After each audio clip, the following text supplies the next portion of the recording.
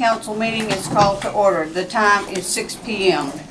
Before we begin, Council, please put away cell phones. If you've got personal business to attend to during the meeting, please move for a recess. If you are participating telephonically, please mute your phone unless speaking. Also, when speaking, please state your name for those streaming the meeting. As a reminder to all attendees, this meeting is being streamed live. The camera is located directly in the back of the council chambers above the clock. Madam Clerk, please call the roll. Thank you, Madam Mayor. Councilmember Sullivan Leonard. Here. Councilmember Graham. Here. Councilmember Brown. Here. Councilmember Velock. Here. Councilmember Rubio. Here. Councilmember Johnson is traveling. He is absent and excused unless there's objection from the body. You do have a quorum, Madam Mayor. Councilmember Sullivan Leonard, Graham, Brown, Velock, and Rubio are present and with us here. No one is participating telephonically. Thank you. Please stand for the Pledge of Allegiance, and Ms. Velock, would you lead us? To the flag of the United States of America and to the republic for which it stands, one nation under God, indivisible, with liberty and justice for all.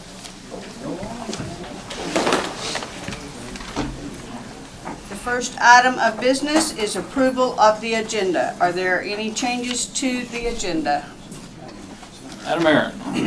Mr. Graham. Thank you, Madam Mayor. I would like to pull, make sure I've got the right one here.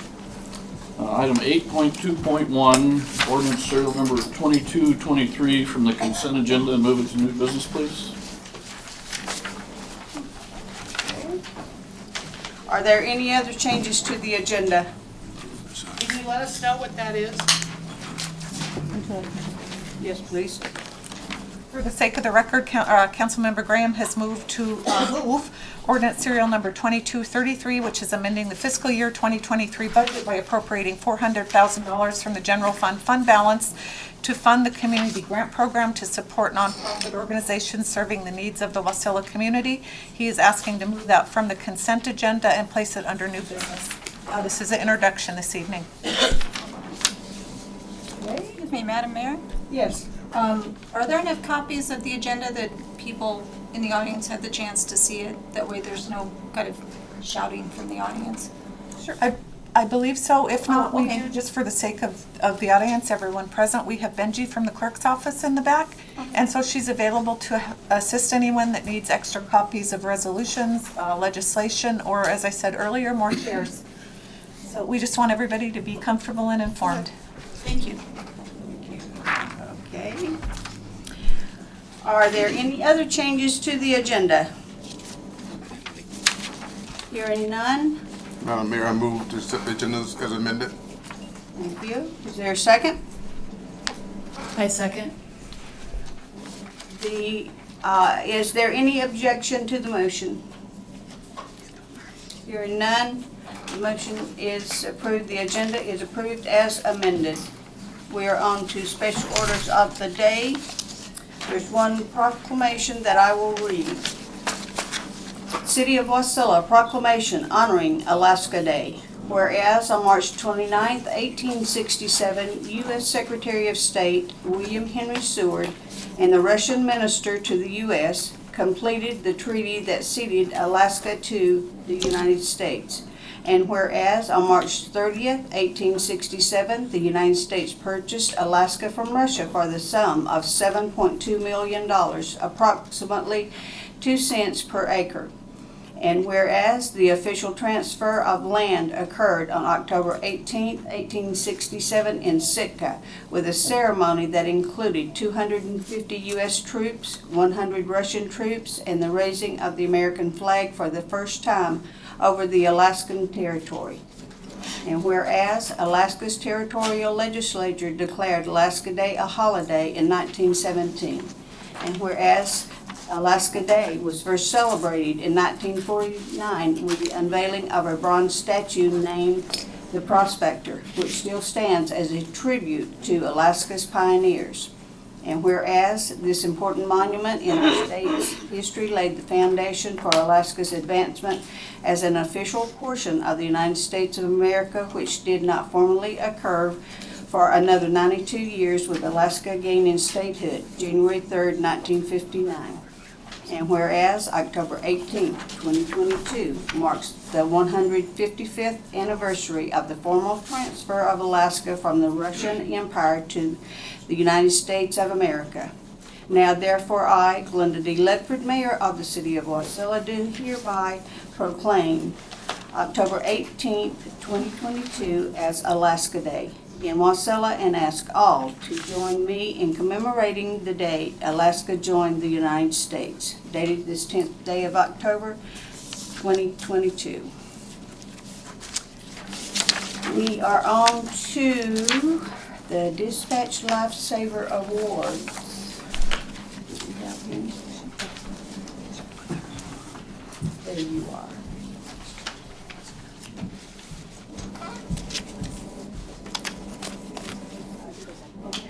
Our presenters here are our Okay. dispatch supervisor.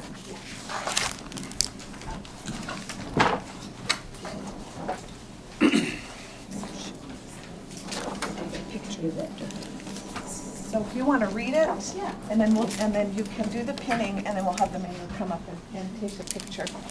Okay? And then, do you want me to stand anywhere specific? Right here. And I hope everybody can hear. Okay. Hi, everybody. I'm Val. I'm a dispatch supervisor over at MATCOM. This is my coworker, Adrienne Derr. He's a call taker at MATCOM, the Emergency Dispatch Center.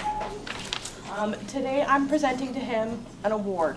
It's a LifeSaver award. So on the morning of July 19th, 2022, MATCOM call taker Adrienne Derr fielded an emergency 911 call from an employee of a local gym, reporting a male on the ground that was not responding and had questionable breathing.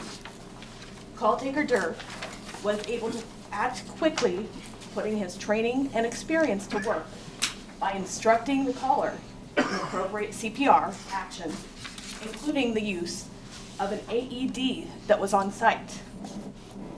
Matt Super EMS and Rescue were quickly paged out by his partners. Call taker Derr continued appropriate CPR and post-dispatch instructions for the following 6 minutes, including administering 2 shocks of an AED. Upon arrival, Matt Subero EMS detected a pulse within 2 minutes. The patient was transported to the hospital. The damage to the patient's heart should be minimal, and he stands a good chance to make a full recovery. It is a recommendation by MATCOM and by Matt Subero EMS that due to call taker Derr's quick action of providing appropriate instruction in CPR and use of AED, that this incident resulted in a life-saving effort. So with this, I present Adrienne Derr a LifeSaver pin and an award.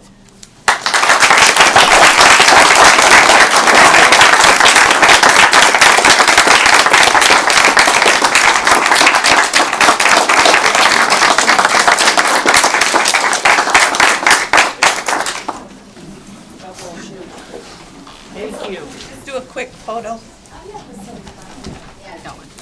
Oh, I didn't get one from there.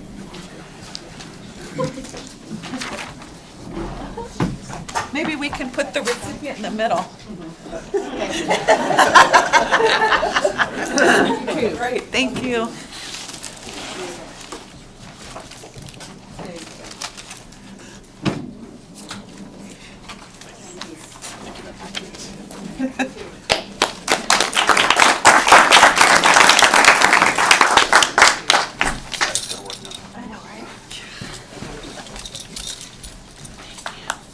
Okay, do we have a student from Rochelle? No, okay. We are now at public participation. There are 4 ordinances scheduled for public hearing. Madam Clerk, please read the title of the first ordinance and its accompanying action memorandum. Thank you, Madam Mayor. That's ordinance serial number 2229, amending the fiscal year 2023 budget by appropriating $48,947 from the airport fund balance for the purchase of airport maintenance equipment, accompanied by AM number 2238, contract award to Yukon Equipment Incorporated in the amount of $198,020 for the purchase of a tractor and mulching attachment for the Wasilla Airport. The public hearing on ordinance serial number 22-29 is open. Anyone who would like to testify, please come forward and begin by stating your first and last name. Comments are limited to 3 minutes per person. Hearing, seeing no one.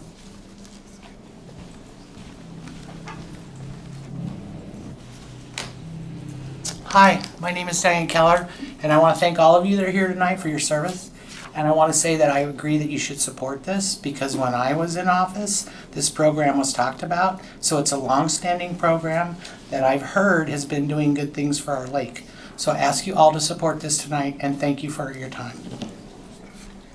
Okay. Is there anyone else that would like to testify? I'll do that.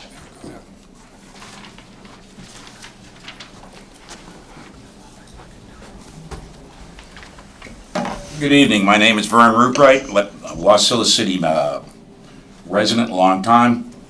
I'd like to urge you to support this or anything else with the airport.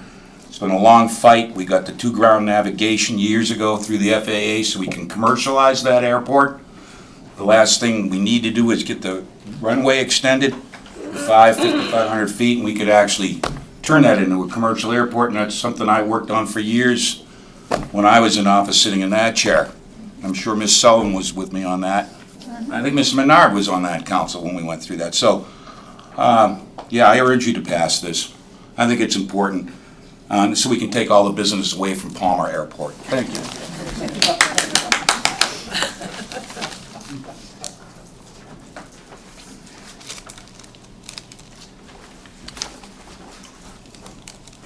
How you folks doing? My name is Mark Ewing, 54 years here in Wasilla. Used to sit in one of those chairs. I want to know when we're going to appropriate money to move the depot to the airport like we planned on years ago. I've been out of the loop for 10 years, so I don't know what the plan is now. I see the chamber sitting down in a hole over there. So I don't know what the plan is, but we need to get that railroad stop out of the middle of Wasilla. It's bad enough the way it is. So hopefully you guys will focus on that in the next year or two and come up with a solution. All right, and thank you for your service. Is there anyone else that would like to testify at this time on ordinance serial number 22-29? Seeing none, the public hearing is closed. Is there a motion to adopt ordinance serial number 22-29 and approve AM 22-38? Madam Mayor? Sullivan Leonard. Yes, ma'am. I move ordinance serial number 2229 and AM 2238. Is there a second? Rubio seconds. It's been moved by Councilmember Sullivan Leonard and seconded by Councilmember Rubio to adopt ordinance serial number 22-29 and approve AM number 22-38. Is there discussion?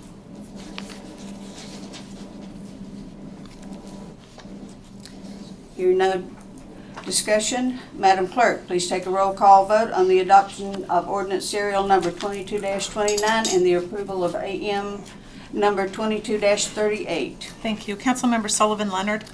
Yes. Councilmember Graham. Yes. Councilmember Brown. Yes. Councilmember Velock. Yes. Councilmember Rubio. Yes. Motion to approve ordinance serial number 2229 and AM number 2238 passes unanimously with Councilmember Sullivan Leonard, Graham, Brown, Velock, and Rubio in support. Councilmember Johnson is absent.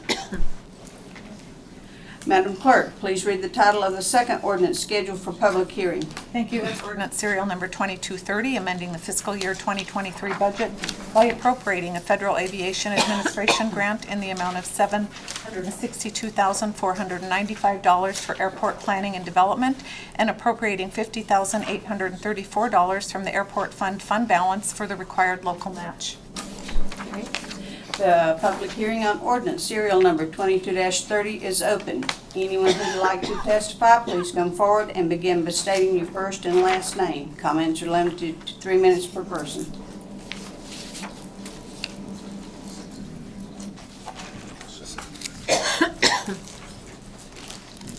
Thank you. My name is Diane Keller, and I wish to speak to this tonight in support. We've been working a long time at our airport out there, and I feel like Vern, if we can make our airport more appealable than the Palmer Airport, people might come here because of our location. So thank you very much. Is there anyone else that would like to testify this time?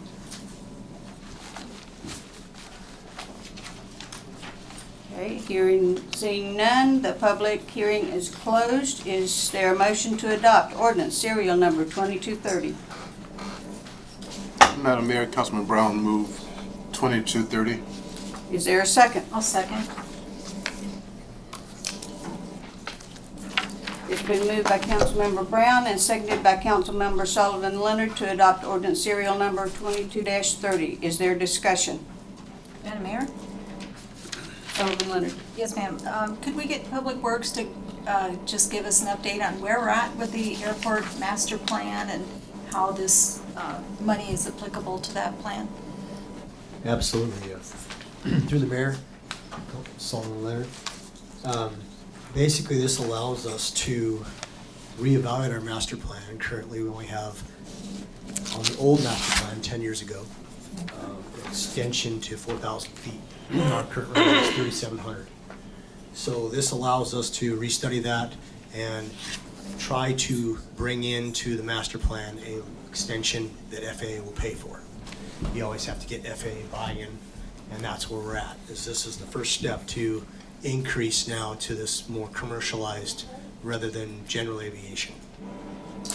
So half of this money is for phase 1 of the master plan, and half of it is continuing our expansion of our GA airport apron area that is lighting and power and everything that's the closest to the north side, if you will. So that is what this is for, and it's all reimbursable grant from FAA. Madam Mayor, can I follow up, please? Yes. Okay. Thank you. And then just to follow up on that, how long will it take to get the master plan completed? And then will we see then, for example, a CIP 5-year plan that will accompany that? Absolutely. I've already updated the CIP plan for the next 10 years.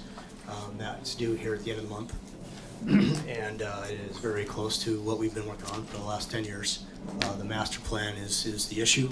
That's the first cog in the wheel that needs to get sharpened up and get the dust off of it. And then I forgot the second part of your question. I apologize. Oh, and I was just asking how long the master plan would take to be completed. Yes, the master plan typically can take up to 2 years. We're trying to do an expedited 2-phase process to that so we can continue. The environmental is the one that takes the longest, as we all know this day and age. So we're trying to do in phases to hopefully get a chunk of money next year to continue instead of wait until the second year and get it all. Thank you. Is there further discussion?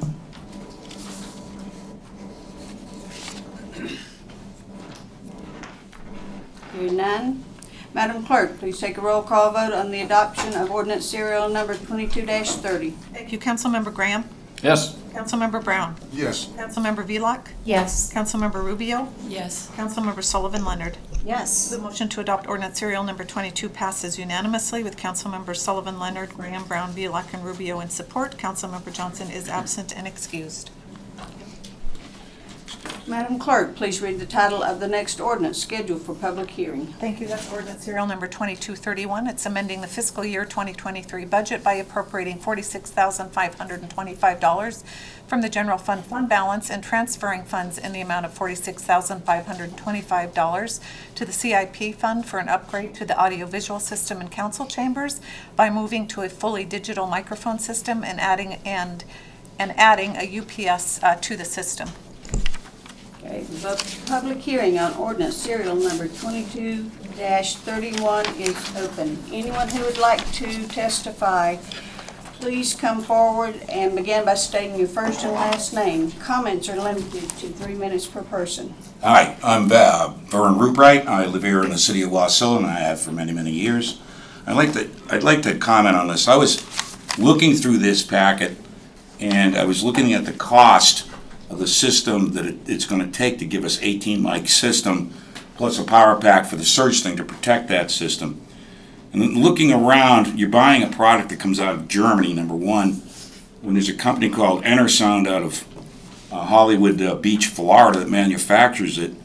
And it's the soup to nuts with everything in the package comes for $6,246, and it's comparable. And then the shipping on that is $385.17 for that whole package. And then I was looking forward to in the surge protector, that's basically what that battery power pack system is and everything else to protect the system from crashing out, you lose your data. Looking at the proposed amount of dollars for that battery system that protects it, and it seems like pretty pricey, where that there's other companies out there to provide the same battery here. Where I found it, and I was researching all this today. Well, to go back, I mean, in order to do the general division in the plug and play system, basically with the $6,246 plus the shipping and the battery pack all in, you're in for about $10,313.91 to do the same thing that this proposes going to charge you $46,000 for. Now, I know you want to save your data and stuff, and I don't know how well this old system's working, but you should take a look. I mean, dollars are dollars, and you got to be mindful of what you're spending, and take a good look and search around. The system we have in here is the same system that's that German system, Centerheim or something like that. And now you get another one with the system, and now all of a sudden you're stuck with that particular system in perpetuity.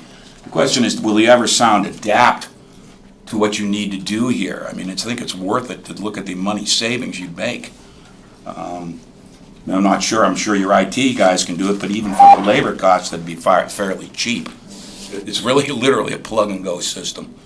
So, I don't know. I just urge the city to maybe tighten up its belt a little bit, take a look around at costs, and then really question those costs before they jump in and do some comparative shopping. Thank you very much. Is there anyone else that would like to testify?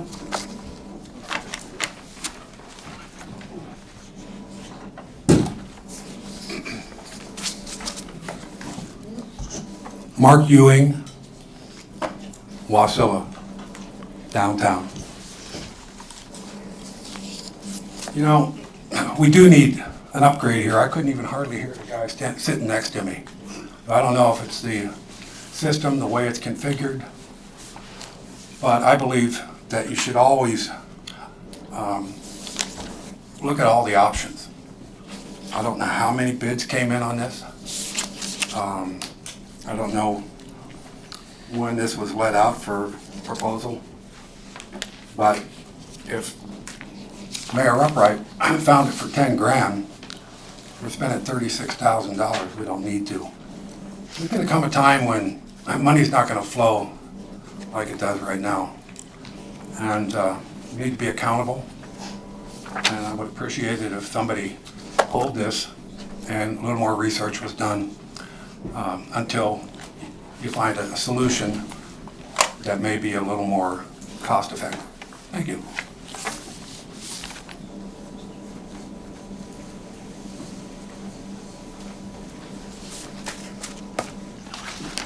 Hi, my name is Diane Keller, and I have been trying to do a lot of research into city business lately, and one of the things I called to ask questions, and no one seems to have time to talk to me, so I tried to watch a City of Wasilla meeting on YouTube as I was directed by city staff, and I watched a meeting that lasted over 2 hours, and I never heard a single word. It's really hard to do research when you can't hear what's going on. And I watched the entire video to see if it would ever come up, and it never did. So I urge that you guys do something so that the public doesn't have to sit here if they don't need to. I also ask that if you upgrade the system, you look at allowing people to call in so that they can look at the meetings at their house and they can have the opportunity to call in and voice their opinion without coming to City Hall.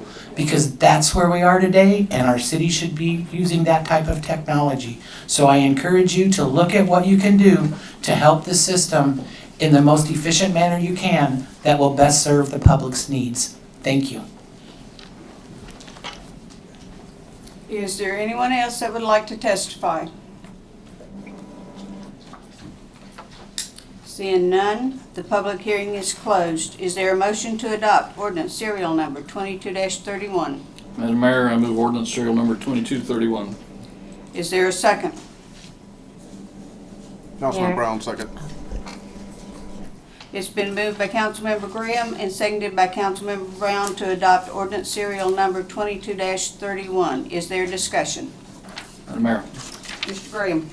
Thank you, Madam Mayor, and thank you for those who made comments. I know former Mayor Keller, you're exactly right. We've always had problems for the last couple of years as far as being able to hear things on the recordings. We've swapped recording platforms and so on and so forth, and things haven't always worked out that way. And as former Councilman Ewing testified, it's very difficult to hear the staff. Even if you're in the same room with them and they're holding the mic right up to them, it's difficult to hear them, much less if you're trying to watch what's going on, on the recording or unable to attend or don't want to attend but just want to listen in. So we have problems, and we have worked over the last several years to upgrade the system and to make things better. And I'll admit they're way better than they were when I first started this job 8 years ago, but they're not where we want to be.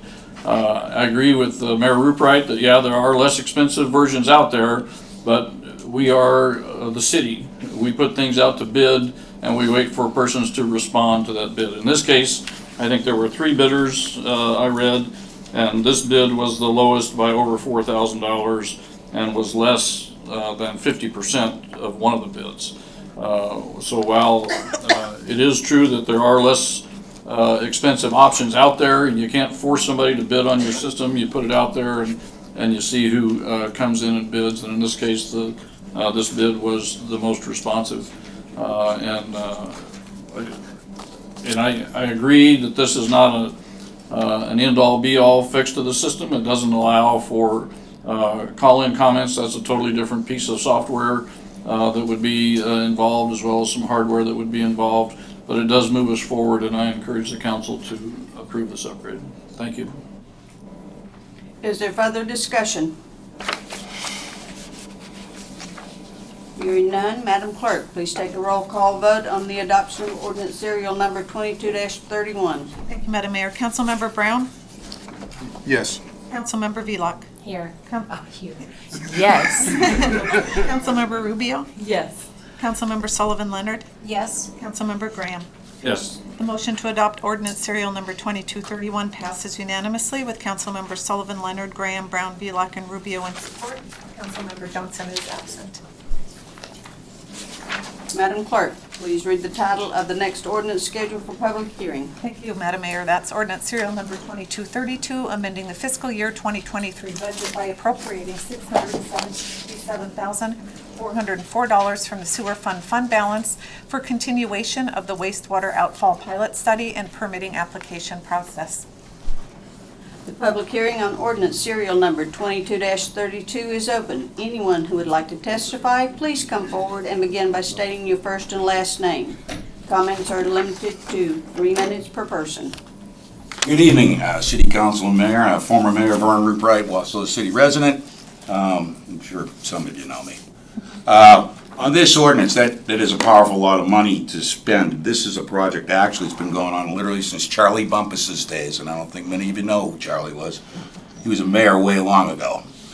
when we put the first settlement plant in, then we upgraded it, and then when I was in office, we acquired the additional property so we could do the curing of the waste on the ground. That's the way you could do it. And we've talked about the discharge pipe for years, and we were in with Palmer at one time. They've got one into the inlet. Once it's treated, that natural flush bowl or take it all away, and it's all aerated.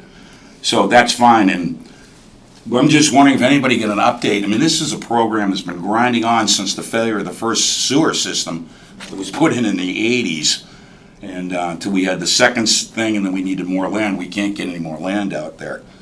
And I think getting a discharge out to that inlet's needful, but or some way of dealing with this stuff, because all the studies have showed us so far everything they put on the ground is not contaminating the water or the ground because it's properly treated. So, I mean, if the council would like to get an update and or give the public an update as to when we're going to actually put this program to bed and get this thing upgraded and done with, it sure would be nice. Thank you very much.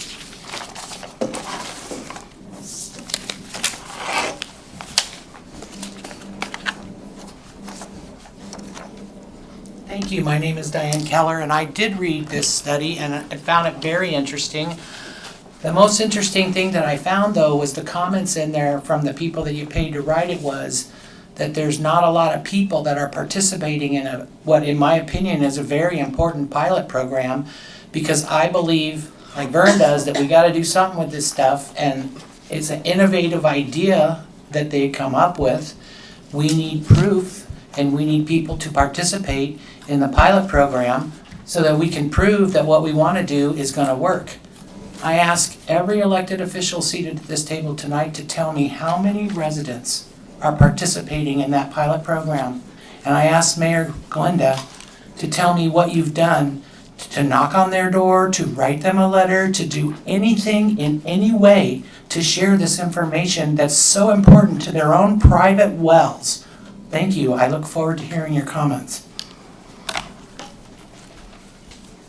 Is there anyone else that would like to testify on this ordinance? Hearing none. Public hearing is closed. And is there a motion to adopt ordinance serial number 22-32? Madam Mayor, Councilman Brown, I move to adopt 2232. Graham seconds. It's been moved by Councilmember Brown and seconded by Councilmember Graham to adopt ordinance serial number 22-32. Is there discussion? Madam Mayor, Mr. Brown? yeah, could Public Works add some comments to some of the things that was said earlier? My questions were to the elected officials. Through the mayor, Councilmember Brown, I could give a quick bullet point there. We have been working on this pilot program since 2019 with the discharge and the berms we put in place, and we have the data. We are now working forward to the permit process that has to be through ADEC, the Corps of Engineers, and one other entity is just off my mind. But it is a process, and we are starting the permit process in January, and we'll be moving forward with this funds in that direction. So that's pretty much my update. Thank you. Is there further discussion? Madam Mayor, to Public Works, the document does state that we may not be able to get a permanent permit due to the existing regulations. What happens if we can't get a permit? Where do we go from there? We have other options of treatment that we will have to implement at that time. We have about $5.7 million coming from the state in grant form to continue our clarifier and some other options. But this is the natural way that we've tried to, least expensive way to treat through the wetlands. The wetlands like the effluent and just thrive on it and clean it for us. So it's the natural way to do it. If we don't have to build another facility like our single clarifier now that is overrun with capacity currently, that would be the other option moving forward, another clarifier and some additional ammonia treatments and aeration. Is there further discussion? Madam Mayor, Mr. Graham? once again, to Public Works, what percentage of capacity will this upgrade add to our system? That's a tough one. We're currently about 300,000 gallons per day coming down through there.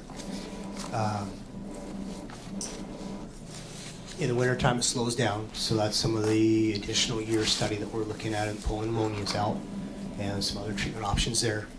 But I would have to lean on and bring a report to you guys next time from Stantec and give you some more particulars there. Thank you, sir. Is there further discussion?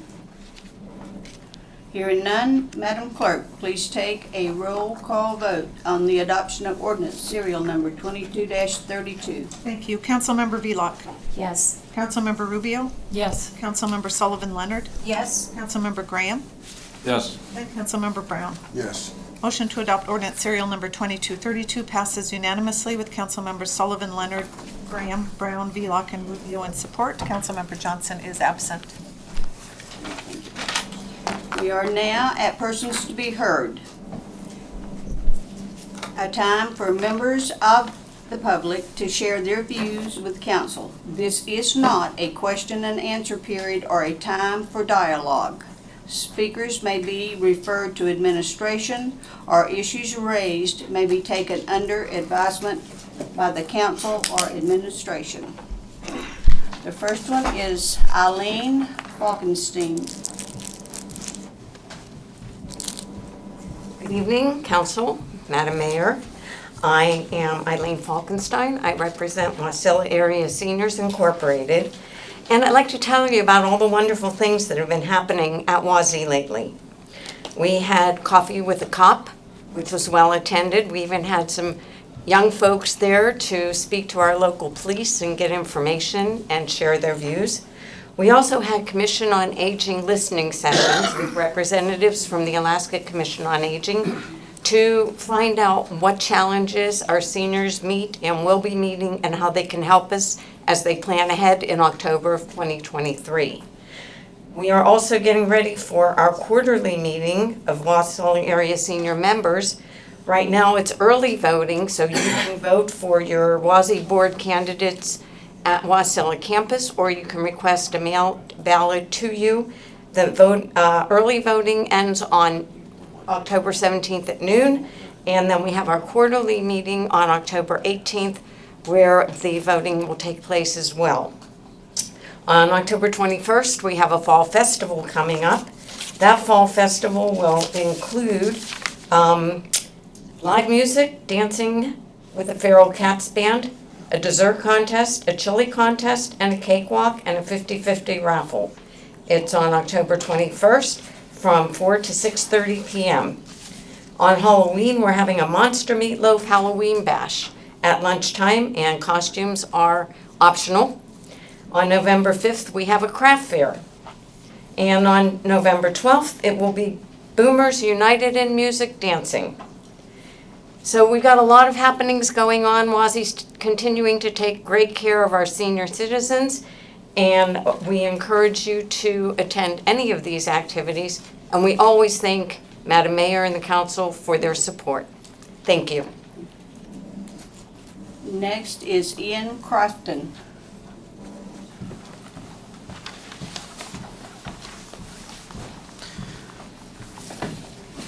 My name is Ian Crafton, and first I just want to say good race, Nikki. It was very, very close, and congratulations on maintaining your seat. My question, we'll probably have to discuss this afterwards. We'll probably go to Public Works and also the Finance Department. For ordinance serial number 2234, the repairs to the 2 water towers from the windstorm there. One, I was curious, are we pulling the money from our fund, or are we getting a grant from FEMA since it was a FEMA disaster situation?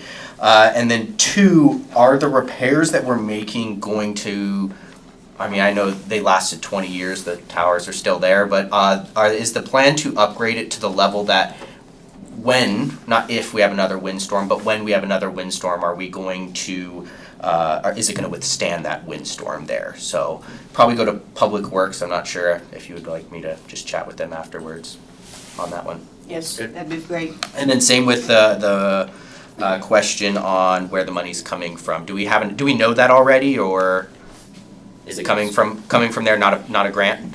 You will talk to the CFO after the meeting. Perfect, all right, thank you so much. Next is Marlene Munsell.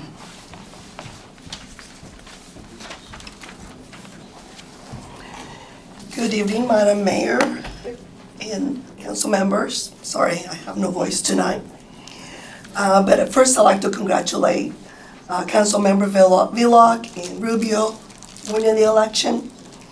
I also would like to thank the council for all your work that you spent on the community grant. And I know it's a lot of hard work, hard decisions to make, and I appreciate your time. Was looking at the list of nonprofits in Wasilla, and there's over 100 nonprofits that can benefit from that program. Again, thank you for that work. Eileen spoke a little bit about the Alaska Commission on Aging, met at WASI this last week, and we had, out of all the places they met, we had a great attendance. Over 40 seniors and local community members attended, and seniors were able to share what are the challenges to being a senior here, not only in the Mat-Su, but here in Wasilla. We hope that a lot of good things will come out of those meetings.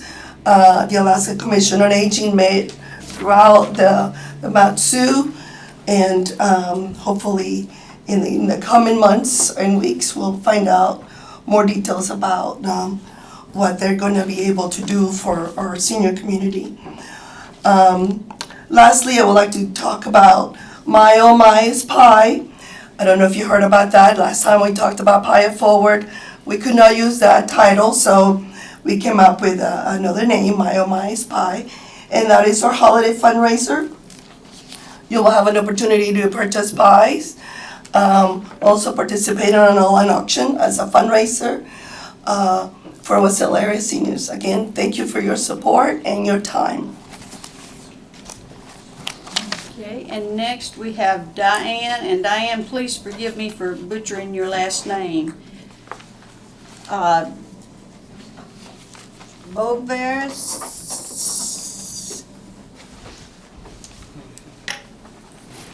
My name is Diane Bove, and I live in Wasilla city limits. I'm asking to please repeal 02228. Let's take a walk down memory lane. In 2009, 2010, the headlines in the Frontiersman newspaper from the last grant debacle reads, Mativa resigns from the chamber job. With Mativa out, Wasilla Chamber can start new. Chamber keeps Mativa, cash flow a problem. New board puts Mativa on leave. Wasilla Chamber misses opportunity. Charged up at the Wasilla Chamber. Wasilla Chamber in the red. Wasilla Chamber looks for fixes. Chamber protects against collusion. Chamber board attempts to ease concerns. Wasilla Chamber's goal is to stay afloat. Wasilla Chamber moves in the right direction. Chamber working towards stabilization. Chamber simply wants to move forward. Chamber has some spring cleaning to do. Financial problems hinted at the chamber, audit likely. Chamber asks for $20,000. Chamber works off the debt to the city. Chamber plans to send out formal requests for donations. City splits on the Visitors Bureau. This is what happens when politicians change the law to suit their wants. Just say no and repeal 02228. Thank you. Kelly Dow.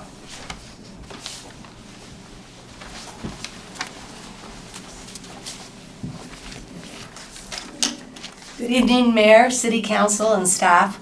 My name is Kelly Dow, and I'm a 33-year resident of the city of Wasilla. And I'm here to speak in support of ordinance serial number 2233. I understand that the city of Wasilla is getting some one-time funds that are open to allocation, and that our council has been looking at sharing those funds with nonprofits within our city, and I support your doing that, and I hope you're looking at nonprofits such as WASI, desperately needs money this year. My House, who supports underrepresented teenagers and unhoused adults, and also Vista Point. And I support you looking at these features and encourage you to vote yes on it. Thank you. Jeannie Trzynski.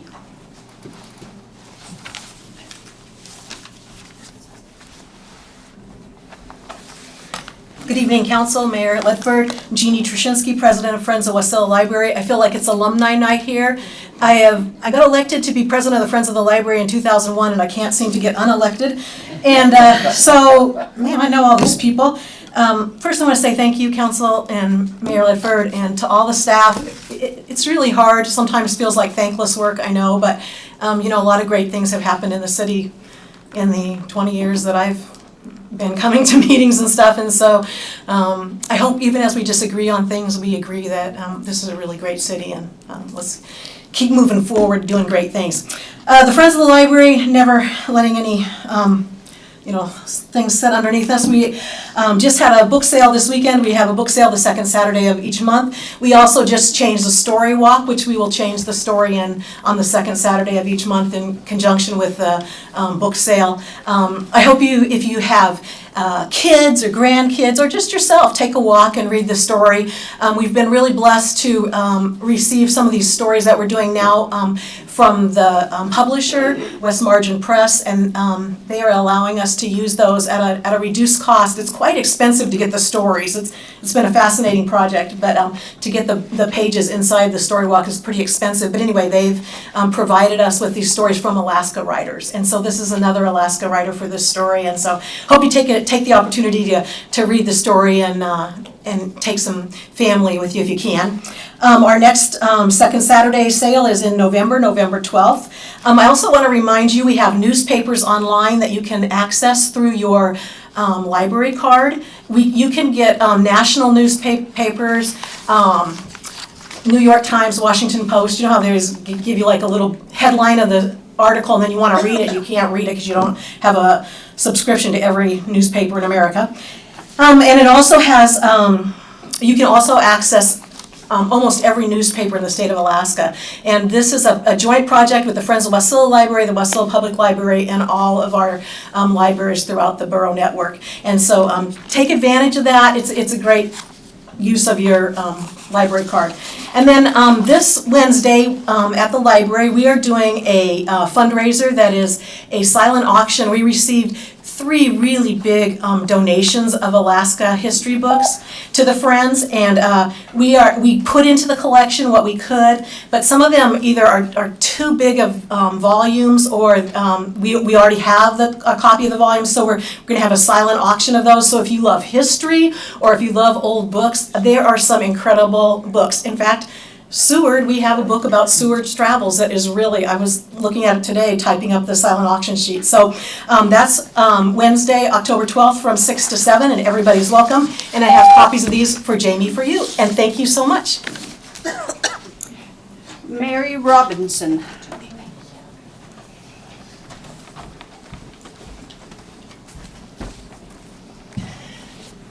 Good evening, Mayor Ledford, council members. My name is Mary Robinson, city resident and also part-time temporary on-call city employee. I'm here to speak tonight in support of ordinance serial number 22-33. I do appreciate all the hard work of the council and the Grants Policy Committee. I was overwhelmed by the very comprehensive list of all the nonprofits. I appreciate the council working through the process, asking questions, observing the proper function of the system, and I respect that there are differing thoughts on the validity of the city offering grants. There are many wonderful nonprofits, and personally I will continue to advocate for WASI because I believe in honoring our past, and I will continue to advocate for my house because I believe we should invest in our future. A great community is one that plants trees in whose shade they will never sit. So thank you for your work. And next is Diane Keller.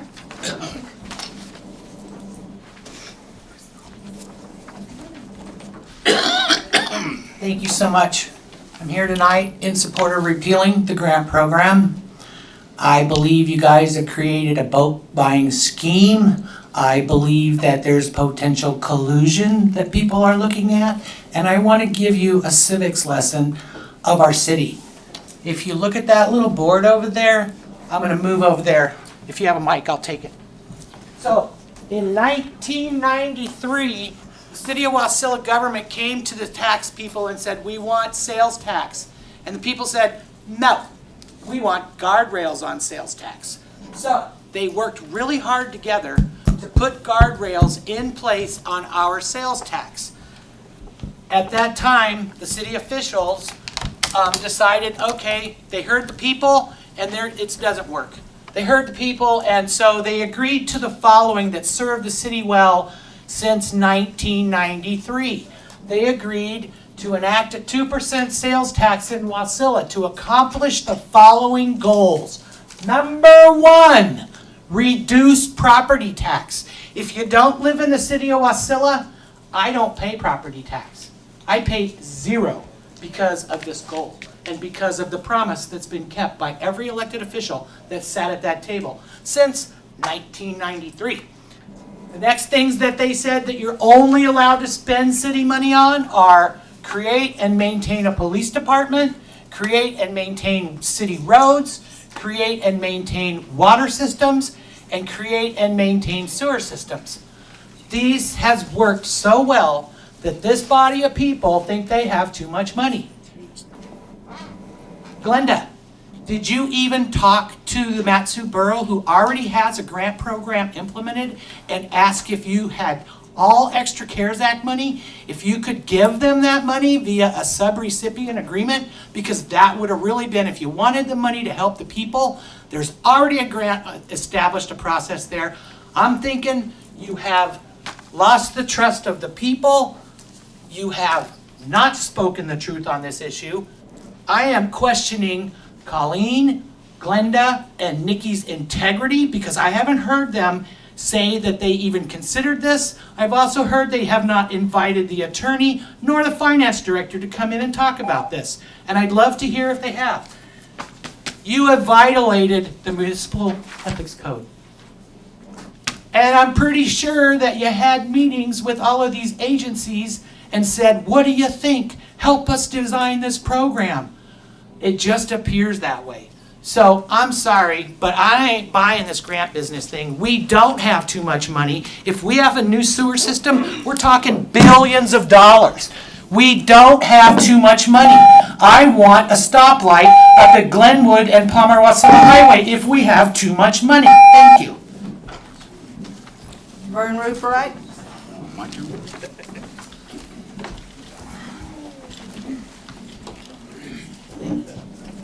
Somebody wants to talk to you, or you can make your government do this. Good evening. Again, Council Mayor, Vern Rubright, city resident. I'd like to speak on the consent agenda to the very issue about financing a grant program for $400,000. And it sounds like it's going to be a continuous program. Then perhaps we're charging 2.5 cent sales tax. By quick analysis of this, I inherited 2.5 cent sales tax. We paid off the sports arena because that was that 0.5 cent.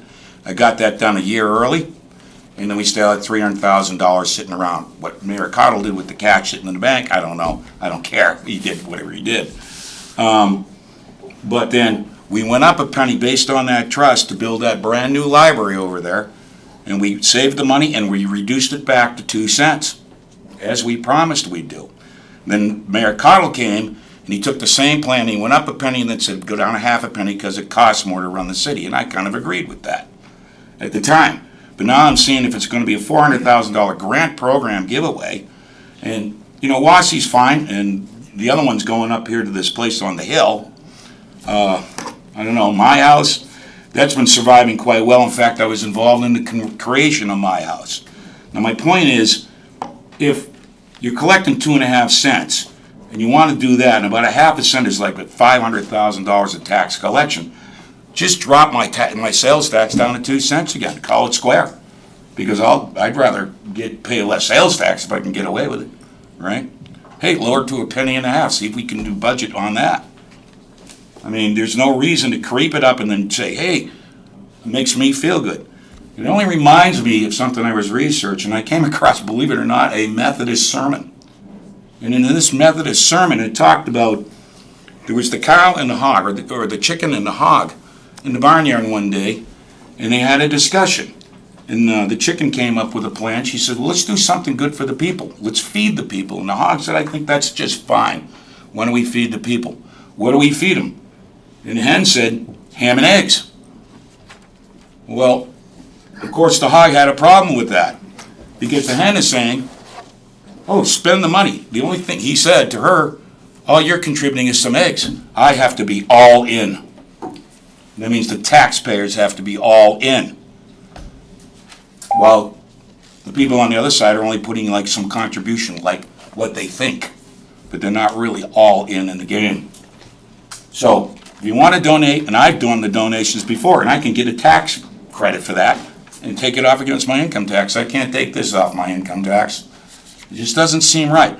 I agree with former Mayor Keller and a number of other people in this room. We have to be good stewards of the money we collect from these people, and it not only affects the city of Wasilla, everybody else that pays the taxes. Thank you very much. Mark Ewing.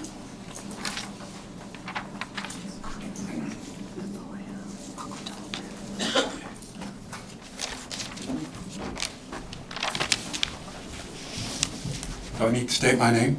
Yes. Mark Ewing, City of Wasilla, downtown. I never thought I'd be in here again. I spent hours and hours here for years, and then hours and hours again as Borough Assemblyman. But I guess last time you had two people in the audience, and you sure know how to make up for that in attendance. I guess people are kind of keeping an eye on you now, and they think you're making a mistake, and I do too. Charity starts at home. So I would ask the people that are involved in this committee how much time they've donated to these charities out of their own good hearts. And I was at those meetings in '92. They started in '92, and it was originally for a police force. And everything led down a narrow path to, for roads, for infrastructure, for city government. There was never anything about taking from the general fund for charity. Even if you took CARES money and put it in the general fund, it was put in there, as I understand, probably for police or public safety. It was a bad move, putting it there and then trying to move it out. There's a thing called a NOFA, and it's a notice of funding available that's sent out to all of the nonprofits to make them aware that we're going to be giving away money. That wasn't done. I know there's 5 food banks within the city. There's another place called Youth Challenge. There's a lot of nonprofits in this city.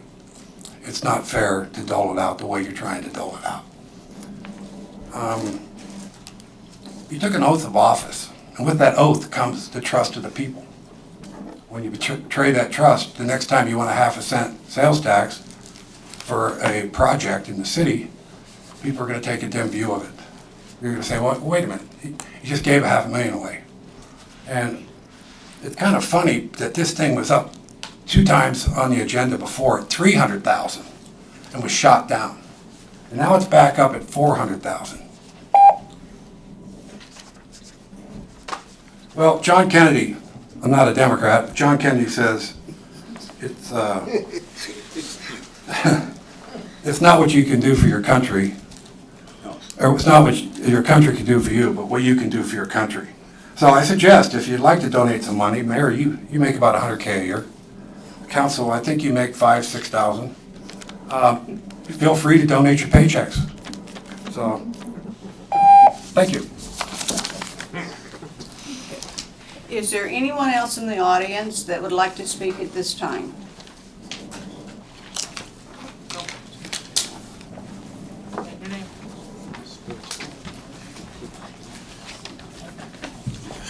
Jeff Rummer. I had a couple of things really. One, like they were saying, this extra money. They just got done paving our road on Creekside Drive. The deal was, I believe the majority of us said that, yeah, we wouldn't mind a paved road, but you had to put speed bumps on it because as a gravel road, everybody's doing 40 and 50 mile an hour. Since they paved that road, the speed limit now on there is 60 and 70. And if you think I'm telling a lie, the Denelli Refuge Company, their truck was going down the road the other day doing 50 and almost didn't stop at the stop sign. There need to be speed bumps on that gravel road, or I mean on that paved road now that it's done. That's just the extra money you're trying to give away to other people. Another one is this 2228. If you think 2% of the voter turnout is bad now, what do you think is going to happen on the next cycle? The trust that people have been building in this community for years seems to be diminishing. And when you look at where the money's going and how it's being spent and what's going on, it makes everybody wonder what in the world is going on.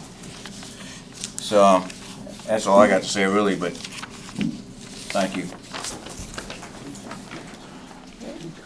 Diane Woodruff.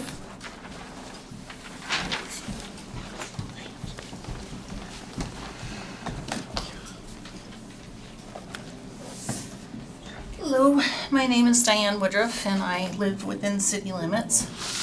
And I see that we are once again addressing the issue of whether or not it's appropriate to give away taxpayer money for grants. And I have to say that I think that it is not. I appreciate that we've got this lovely new list of organizations to which we can donate our money. And I know that they generally have ways for us to already do that if that's what we want to do with our money. I think this is a tough time for a lot of folks.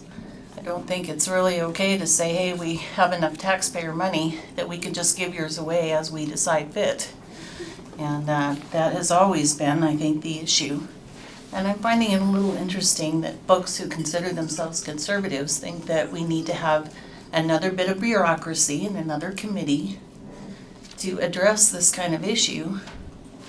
And that while we're looking at issues like water, sewer, paving, those kinds of things, that we think we have enough money left over to hand out. And quite frankly, I don't think we do. I'm looking at a road that's right next to mine, and it's been pretty badly broken up for a couple of years and it's still not fixed. My own road is in pretty tough shape, both city roads. I'm also seeing things in our parks that are not properly maintained. And tripping hazards, in fact, on the path that is in the Idita Park, Wonderland Park area. So I think this is not the appropriate thing. I know it may be not popular with some of the agencies that would like to get this money, but there are other ways that we can donate to them.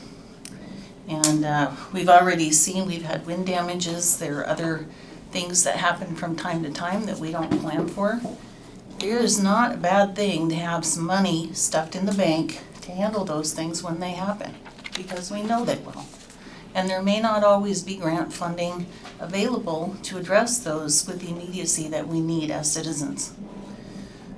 So I am absolutely not in favor of this grant program, and I hope that you will not fund it when the vote comes up at the next meeting.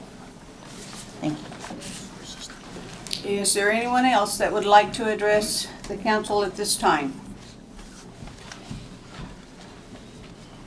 Seeing none, we are moving on to the consent agenda. Madam Clerk, please read the title of items for approval under the consent agenda. Thank you. We have the regular meeting minutes of September 26, 2022. Under the consent agenda, 2 ordinances recommended for public hearing on August 24th, 2022. The first is ordinance serial number 2234, amending the fiscal year 2023 budget by appropriating $853,150 from the water fund balance for repairs to the Spruce and East Susitna water towers resulting from the January 2022 windstorm, And ordinance serial number 2235, amending the fiscal year 2023 budget by appropriating $50,000 from the water fund balance for the Iditarod Old School Site, 2 well pumps, and flow analysis. No resolutions. No resolutions on the consent agenda. Who's ever on the line, can you please mute your phone?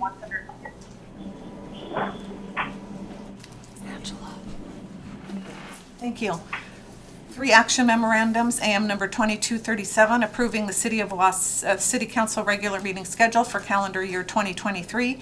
AM number 2239, awarding a 3-year contract to Alaska Permanent Capital Management Company in the amount of $90,000 for investment management services. And lastly, AM number 2240, contract extension to Santec Consulting Services in the amount of $677,404 for permitting and continued monitoring of the wastewater treatment plant outfall pilot study. Is there a motion to approve the consent agenda as read?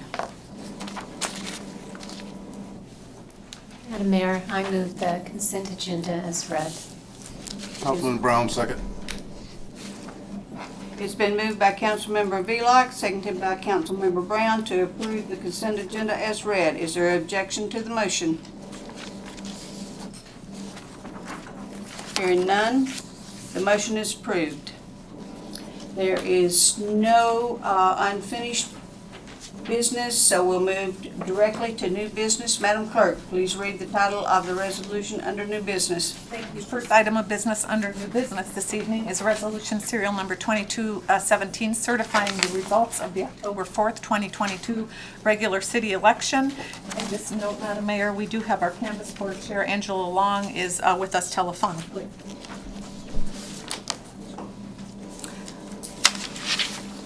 Ms. Long, would you like to provide a report? Yes, Madam Mayor, thank you. My name is Angela Long, and I'm the chair of the Canvas Board. The Canvas Board went through the ballot accountability reports. We reviewed them for accuracy. We found one minor mathematical error that was we corrected. There were no irregularities in the election or any discrepancy in the counting of ballots. We reviewed the poll results, and it was accurately reported by the clerk's office. There were 68 by mail ballots sent out. 42 were cast, and 42 were qualified for counting. We had 25 question ballots cast. 22 were qualified for counting. 3 were rejected because the voters were not qualified city voters at the time of the election. We had 72 early ballots cast. 70 qualified for counting. The 2 that were rejected, 1 transferred their registration outside the city limits the day before the election, and the other cast a by-mail ballot, which was received before the voter cast the early ballot. We had 2 special needs ballots cast, and both were counted.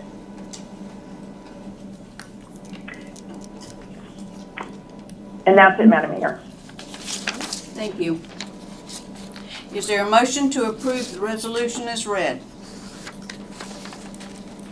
Madam Mayor, I move serial number 2217. Is there a second? I second that. It's been moved by Councilmember Graham and seconded by Councilmember Velock to approve resolution serial number 22-17 as read. Is there objection to the motion? Hearing none, the motion is approved. Madam Clerk, please read the next resolution up for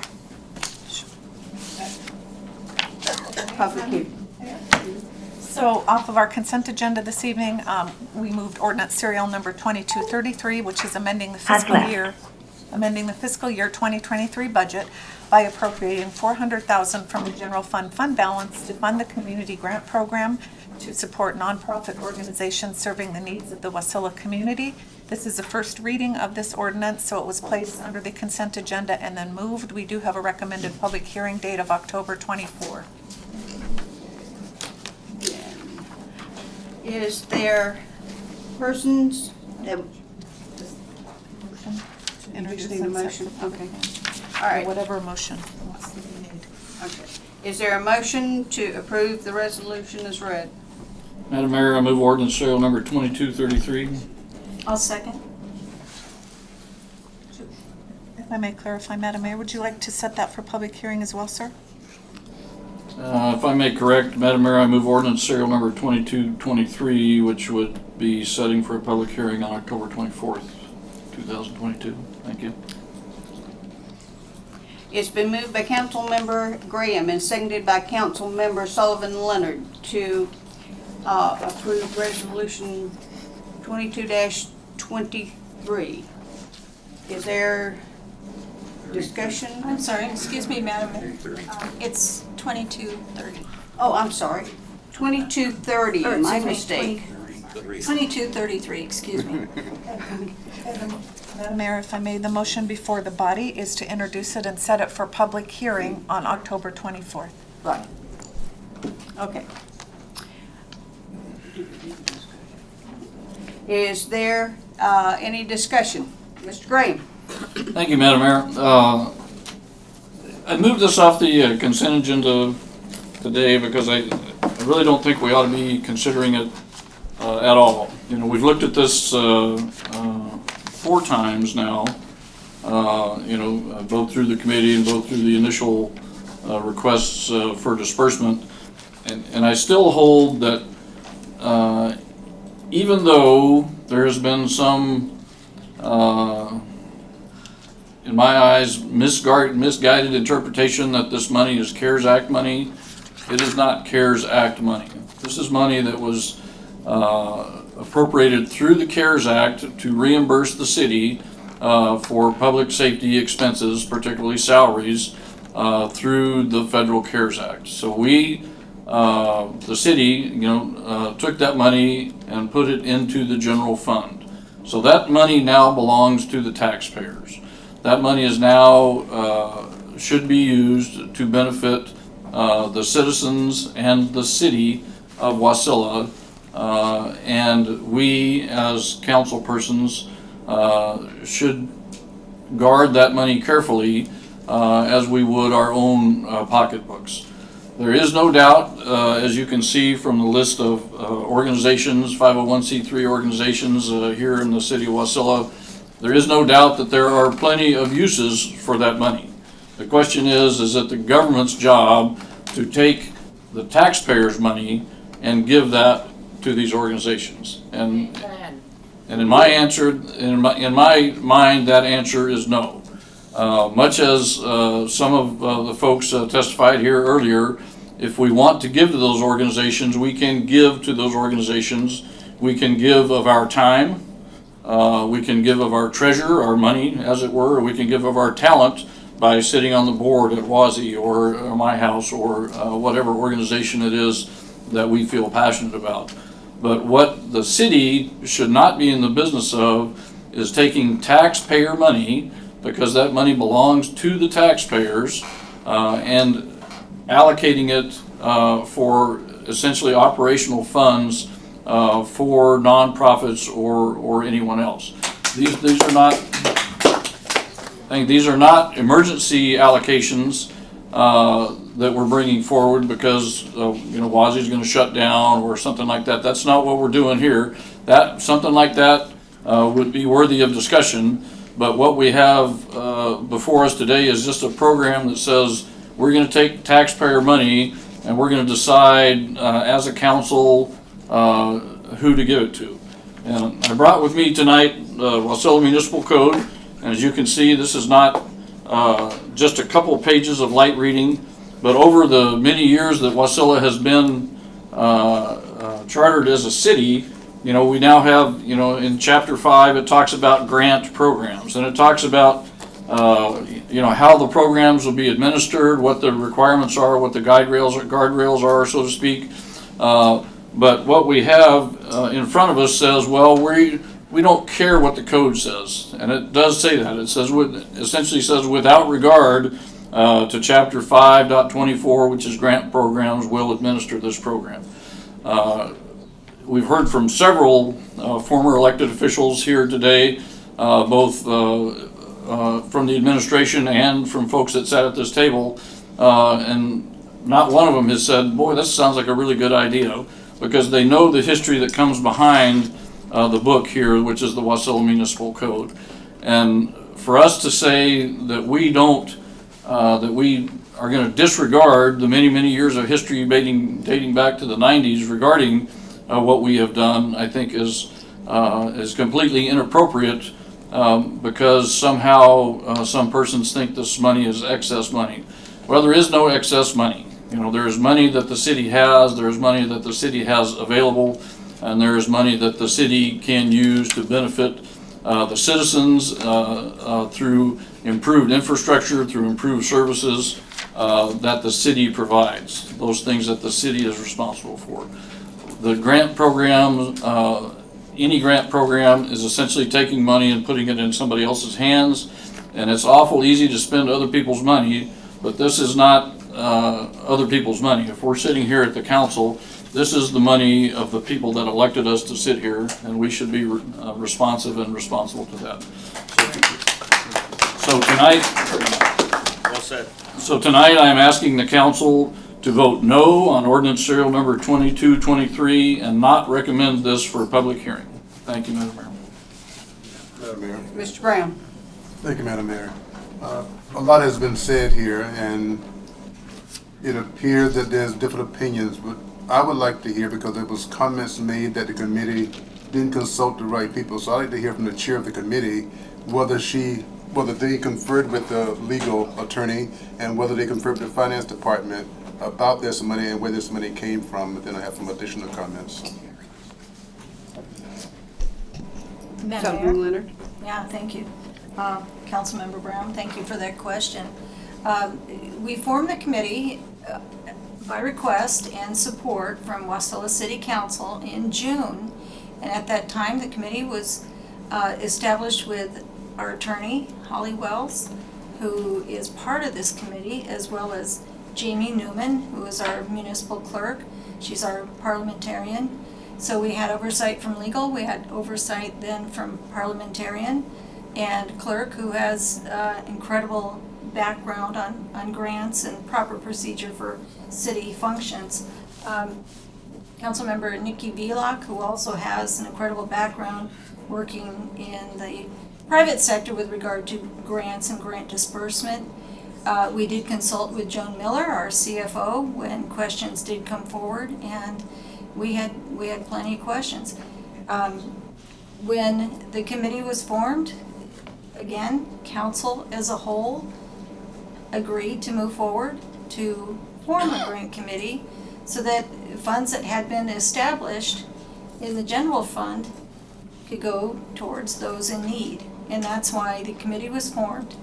I'm happy to hear from legal if there's something else that she'd like to add, or if I've missed anything. Thank you, if that's okay, Yes, Councilmember yes. Brown. I do have a few comments, just of clarity really more than anything. One of the things that I just want to emphasize, because as lawyers, we never like a statement on the record by a council member stating that the council acted in a way that was dismissive of your code or even in violation of your code. Can you speak into the mic? We can't hear you. I'm sorry. Is that better? That's way better. Okay. So Wasilla Municipal Code 52410 has, I believe since its inception, because there's not a date of origin on the provision, had a grant program provision. The problem for council, according to your discussions at the time early on, was that this program was designed to be a recurring grant program. So it has criteria and conditions in the grant programs that would allow council to adopt a longstanding grant. And if I remember correctly, the the intent of council was to avoid creating any long-term grant proposals. So the ordinance amended 52410 to allow a non-recurring grant that was sort of a one-time grant, and to allow conditions to be put into place because of that, for that purpose. That provision is expressly complied with by council. So council has been fully compliant with the code. And so I just don't want there to be anything on the record that suggests otherwise, because I do think that there's been compliant conduct. Other than that, I mean, I don't think there's anything else to say, except that council certainly has the authority to issue a non-recurring grant under the code and under Alaska law. That there is a issue if council were to attempt to dedicate revenues in a way that did not, that was recurring, where you put a specific amount of dedicated revenues and you require and impose that on future councils, which council did not do. This type of grant is one time, it's done by the council in real time, and that's exactly what is permitted and intended. I think those are the two significant points of clarity I saw, but if council has any questions, I certainly can address them. Thank you. Madam Mayor. Mr. Brown. As we continue, and that's what I wanted to bring out.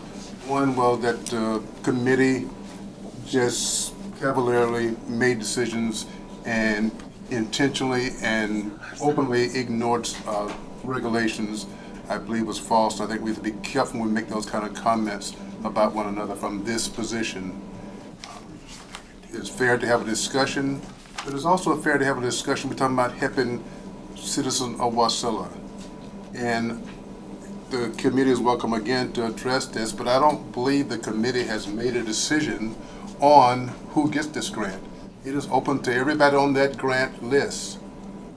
Furthermore, this entire city council will come back and vote on that recommendation. The committee will only bring a recommendation to us.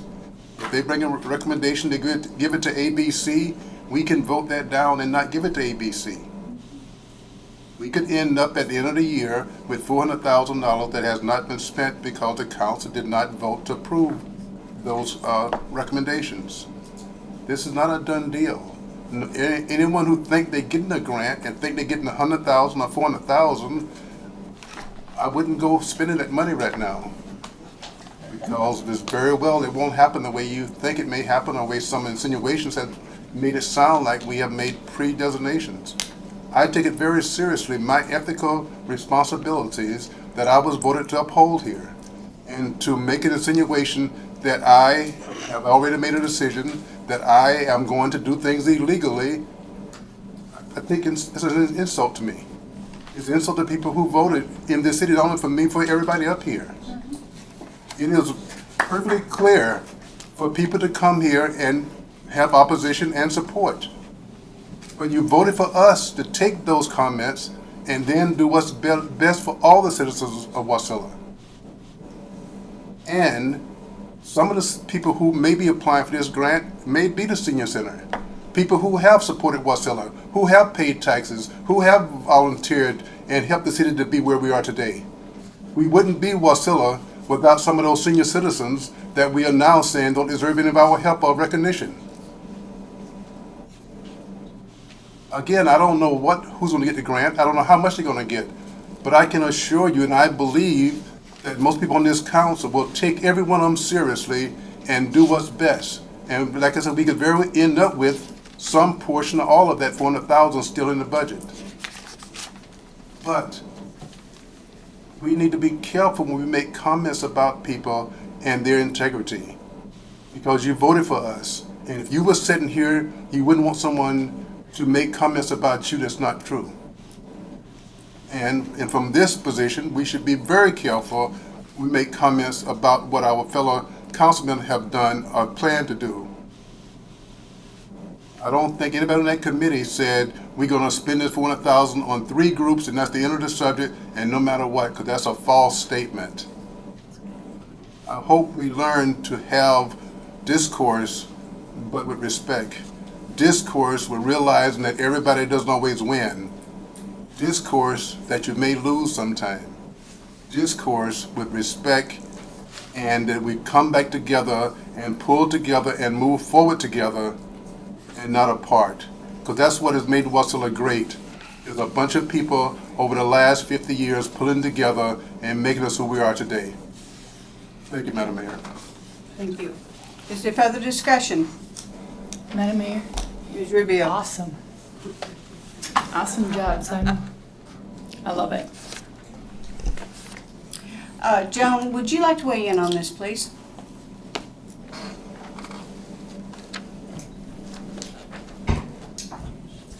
Yes, Joan Miller, Finance Director. So from a fiscal standpoint, I want to speak to how my department can be comfortable providing for a discretionary program outside the normal budgeting process. And how that goes is because, yes, we did receive a one-time benefit from the CARES Act funding because it did allow us to charge otherwise wages and expenditures that we had planned to fund. And so with one-time revenues, it's important to remember to always limit to one-time expenses. Also, I know we've talked about other entities having grant programs. City of Fairbanks, City of Soldotna, Kenai, Palmer all have ongoing programs for specific purposes. The borough gives away based on the current year needs. It's not uncommon, and in fact, it's not uncommon even in the history of our city. I mean, since 2003, we have provided to WASI, Junior Iditarod, seed money to Wings Over Wasilla, in-kind donations to Why Not Try. I think that Madam Attorney spoke to the efficacy and legality of it, and I just want it to be known that there is some normalcy to this. And also, if the citizens feel there is a community need, it can be a win for the city if we can be a partner, a partial part of a solution, and not be tethered to the future operating or maintenance that might be required to bring that resolution. And so I would just hope that when we look at the program, and it is non-reoccurring by design, by the legislation that's been put forth. And so that's how the finance department can feel that there are funds available. Whether it's the priority of our community is what this public process is about. Thank you. Is there further discussion? Madam Mayor. Mr. Graham. Thank you, and thanks everybody for their comments. I would refer the council to line 39, or 38 and 39 of the ordinance, where it talks about per Wasilla Municipal Code 5-24, which is the grant program that I referenced earlier. The Wasilla Community Grant Program need not apply the grant conditions in Wasilla Municipal Code 5.24.010A. And 010A is 95% of the text on this one page that talks about grant programs. So essentially we are sidestepping the grant program. What we're not sidestepping is the definitions, the telling us what the sections are and telling us what the prior code was. But what we're doing is we're sidestepping essentially all of the regulation. And that's just dangerous water to tread on. If we do it this year, there's nothing that says we can't do it next year or 5 years from now or 10 years from now, because the precedent is already set. We put the bricks in place where we can rebuild this. This is like Lego. At the end of 2022, we take it apart and there's no more grant program. But the bricks are already there. We know what they are. We can put them back in place. And that's certainly not a good position for us to be in. And as for Ms. Miller and the finance director, it's your job to do whatever the council and the administration direct you to do. So if they direct you to do that, that's great. If you think there's not funds available, well, then that's your job to tell us, don't be stupid, don't go spend money you don't have. But I would refer you back to what you talked about, one-time monies. This wasn't one-time money. This was a reimbursement of expenses that the city had. This is a reimbursement of funds that the city spent, and those funds that the city spent were collected through sales tax from the people sitting here and the people using our businesses, which keep us afloat, the people buying gas, buying groceries, buying whatever. So it was reimbursement for sales tax that was collected and spent on public safety salaries, essentially. So it's not that we have extra money there, it's that there is money there, and we have always had money in the bank. Having reserves, that's required. I mean, the city of Wasilla is in enviable financial position compared to probably almost all the cities in the state. We have, and your department has done a great job of making sure that happens. But my emphasis here would be that we were reimbursed for expenses that we paid through city sales taxes. So that's not money that, one-time money, as it were. That's money that we collected to do a specific thing, and then the federal government said, well, we'll reimburse you for some of that. So, I mean, if we want to have a sales tax holiday and, cut back on 0.5% sales tax for a couple months to get to that $400,000, that would be a direct pass-through, as it were. But it's not money that was handed to us to do whatever it is that we want to do. And Councilperson Brown is exactly right. At the end of the year, this money may not be spent. But what I'm asking today, by asking people to vote not to set this for public hearing, is to put this to bed today so we know the money won't be spent. Thank you. Is it, Mr. Brown?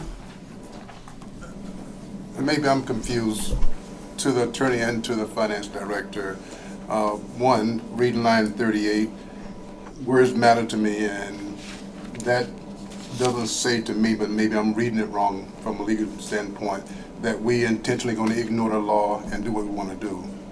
Does that line say that? Correct. We are complying with the code provision. What Councilmember Graham is noting is that. Can you use the mic? I'm sorry. Oh, it's okay. So you're correct. We're complying fully with the code provision. What Councilmember Graham is noting is that the provision that is added to the code, the provision we're applying for, says we do not have to comply with the grant program criteria that are normally in play, because those are intended for long-term recurring programs. One thing I do want to note, though, to follow on what you said, Councilmember Graham, this is very important. You absolutely cannot just use this as a holding block and take it out and use it again, because legally then you certainly would have problems. This is a non-recurring program. The provision, based on council's intent when you adopted the ordinance and in the express language, is non-reoccurring. So even if it's done in a clever way, and we're gonna do another non-recurring program next year, that would not be lawful. And I don't believe that's the intent of council at all. There's been no discussion of that, but I just want to be clear that it's not something that you can get to. This can't be a mechanism to create a program that gets around the criteria. And I also want to note that much of the criteria that does apply in those long-term programs is incorporated into the program. So to the extent that the criteria it may be accepted under your law, there are still many of the same components and requirements. It's more just being able to craft it for a short-term program. Thank you very much. And Madam Mayor, to the finance director, could you clarify for us, did we spend $500 on salaries, and then the government gave, $400,000, and the federal government gave us $400,000 back, and now we're gonna take that $400,000 and give away?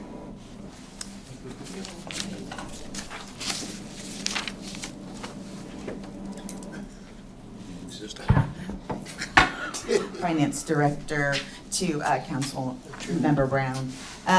Yes, so we had budgeted and spent $3.6 million, $3.1 million in public safety costs, which the federal government reimbursed us for. Okay, so we would otherwise have been $3.1 million less money in our bank if that one-time program had not existed. And so it's that one-time benefit that I'm referring to, as far as I'm not expecting the federal government to do that again anytime soon.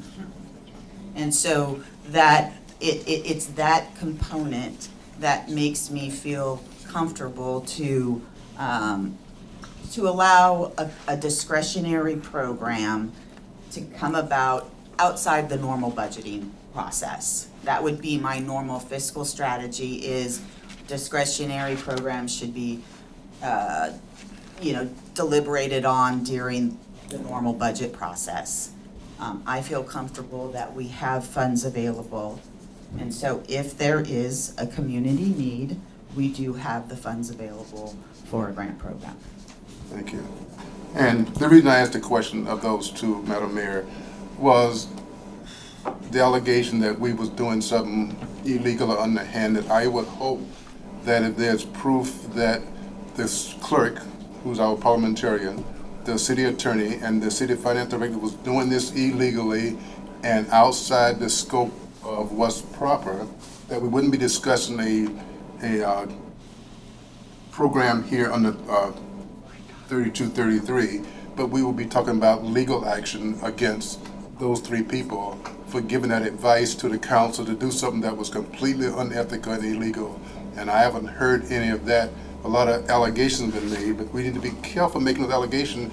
You're not just talking about something on paper, you're talking about people's lives and their reputations. And I think you've heard from these three now saying how they came about it. You heard from the committee chairman as to who was involved in this process. So I hope that the city council would approve this, go forward, let the committee bring back recommendations to us, and at that point, the city council decide whether those recommendations are reasonable or unreasonable and vote at that time. Thank you. Is there further discussion? Hearing none. Madam Clerk. Thank you. So council, the motion before you is to introduce ordinance serial number 2233 and set up for public hearing the next regular meeting, which is October 24th. So that's the motion before you. Councilmember Rubio, how do you vote? Yes. Councilmember Sullivan Leonard? Yes. Councilmember Graham? No. Councilmember Brown? Yes. Councilmember Velock? Yes. The motion passes with Councilmember Sullivan Leonard, Brown, Velock, and Rubio in support. Councilmember Graham, opposed, and Councilmember Johnson is absent. Per our code, 4 affirmative votes are required to carry any measure before the council, so the introduction did pass. There is no communication items this evening, so we'll move on to audience comments. We are now at audience comments, a time for members of the public to share their views with the council. This is not a question and answer period or a time for dialogue.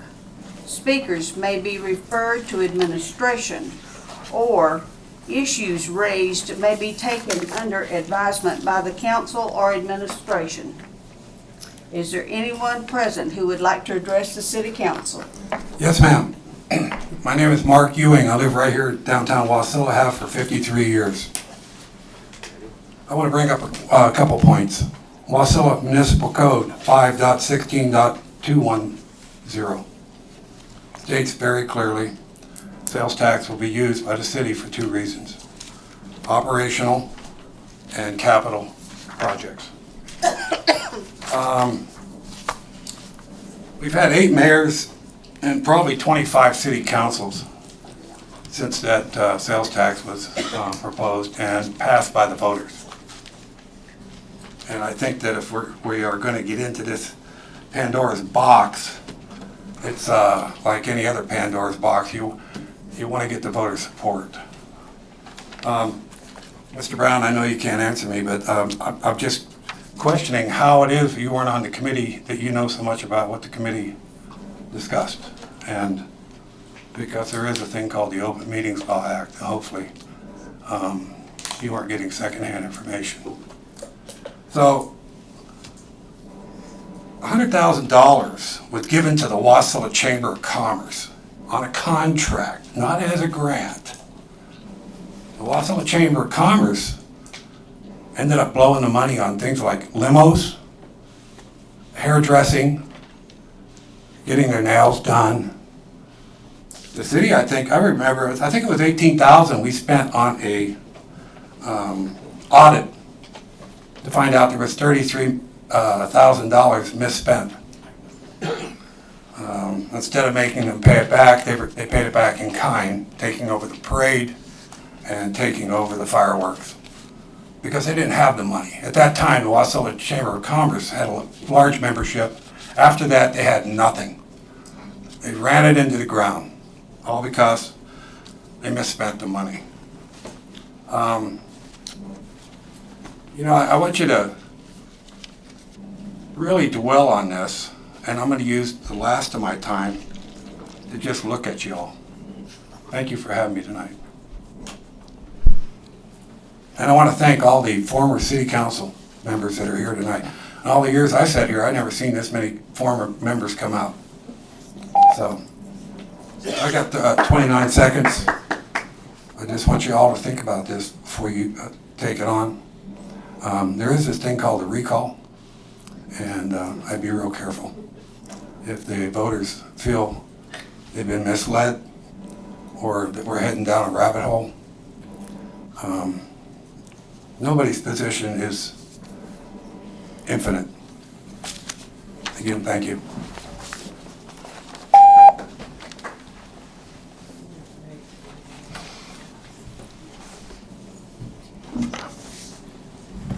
My name is Diane Keller, and I was born in the state of Alaska in Anchorage, and I aged out of foster care in 1979, and I had to get 2 jobs so that I could pay my rent. There was no anybody that would be available to help me because that didn't exist. I was a gold miner for 2 years after that, and I went back to Anchorage and said, this is not my hometown no more, and I moved my butt to the Mat-Su. I have brought my mother up and moved her into the WASI, and she is a market rate payer. She moved back to Texas, but if you don't know what that means, you should ask. And I still haven't heard anybody ask about the subrecipient agreement. Why are we all here tonight for a one-time thing when, Glenda, you could have just signed a subrecipient agreement if you think you got too much money and given it to the borough who has an already established grant program? Why didn't you do that? I haven't heard anybody ask that question. Nobody from the policy committee, nobody from the mayor's office. And Mickey, do you remember the phone conversation that we had the Saturday night before the election? Do you remember that you told me you were already receiving grant applications from organizations? I have not seen an application period advertised on the city's website, on the Facebook page. I have not seen any other members of the public be notified that this is even available. I have friends that have called City Hall, and you know what? They've told, when they call City Hall, the finance director and the clerk's office tells them, we don't have this program, you gotta call back later. You people you politicians do not understand that taxes are drugs. And you think money has different colors so you can do different things with it to suit your wants. Money is green, people work hard for it, and we don't like what you're doing. Again, if you really believed in helping people, why didn't you give it to an organization that has checks and balances in place, and we wouldn't all be here tonight, and you wouldn't have egg on your face? And by the way, how come you took out a handicap spot at the sports complex and painted over the handicap symbol, removed the handicap sign that everybody had to see and conform to, and now I went over there on Saturday and it's mayor-only parking, all others will be towed. Are you handicapped, Glenda? I don't think you are. I never noticed that you were. But then I had to lug stuff, and I had to use the handicap access that the public uses when they park at the curbside, and I had to fight what I was lugging because the sidewalk is all broken up. So if you really care about people and you're not self-serving, I would ask you to look at the things that the people need and not your own wants. Thank you.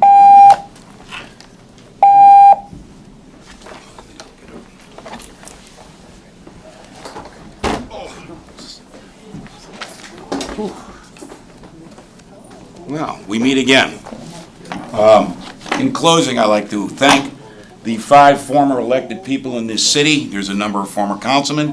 One was a councilman mayor. There's one that's in the finance business in the back. She knows well what we did to fight this budget and get where we're going. We're spending a lot of money on water and sewer, but I know that one of the councilmen in the back, Ms. Woodruff, was on that city council with me when we had to raise the sewer water tax to catch up the delta. I hope that's well spent money because it was broke. It took some years to put that back together because I got it literally in a broken condition.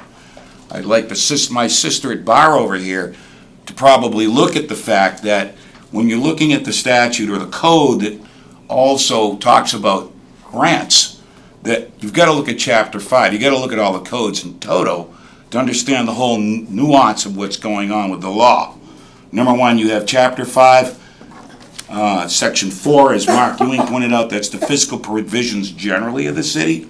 Then there's the sales tax code, and lo and behold, there's the ethics code that we adopted. And those are codes also. So it's a whole thing you have to kind of look at. As it pointed out by Mr. Ewing, what the money was used for is for what it says in Chapter 5. Now the grants, I remember those because we did do some giveaways, Ms. Miller, but they were never up to the point where we were looking at funding anything for any $400,000, that $100,000 box going out the door. The money was hard to come by and still is. I've been a property owner in this city since the 70s. I moved out here in '83 when I went to work as a parole officer at the state prison up at Sutton before I became an attorney. I'm still a city resident. I'm a former mayor of this city and had to fight these fiscal battles all the time because you got to keep it balanced and keep us in the black ink. And we know that the sports arena is still running about 30% or 30% in the red ink. It's up to about 70% of where it needs to be. We know how that's been like a paperweight on the city budget since it was the bill. But it does have a public use. But I don't know how we can be giving, wanting to, even on a one-time, want to give up $400,000. That's a lot of tax money. And say, okay, how are we going to do that? Not all of us have worked in the grant business for corporations. Nor would I. Now, we've all donated time and money to every one of these organizations at some time or another in this city. And I think being able to take care of that's fine, but seriously, I don't care what other cities in this state do. I really don't. I'm concerned with what the city of Wasilla does. Thank you very much.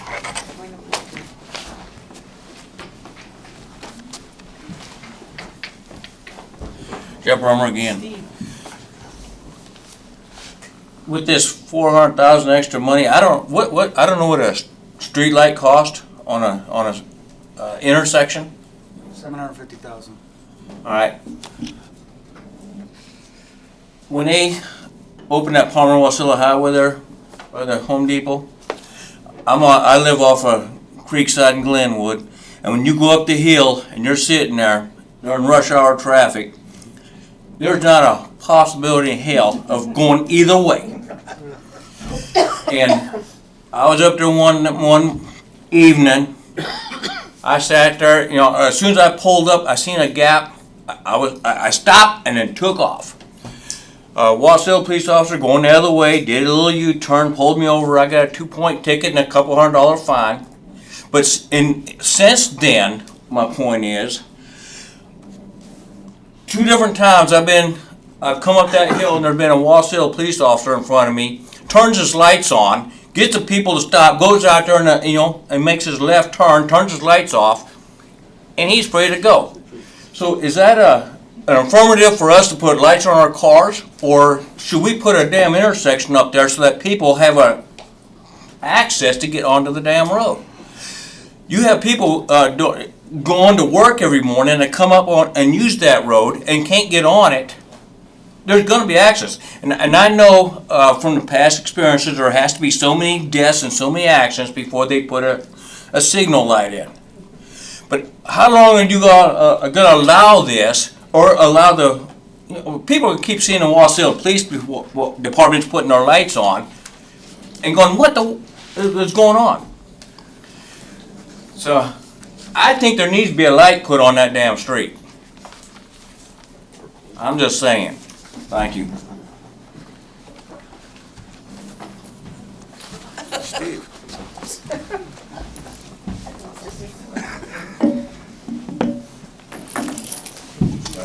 Good evening, City Council. Steve Menard, just outside the city limits, Shirok Road, Memory Lake. Congratulations, you two. It's great to see you on the board, Lena. You got some shoes to fill, and you're bringing in a lot of history, so I'm encouraged. Encouraged you all for serving. It's not an easy seat, especially for topics like this. We have, just when you think things change, they stay the same. We have battled this issue every single year.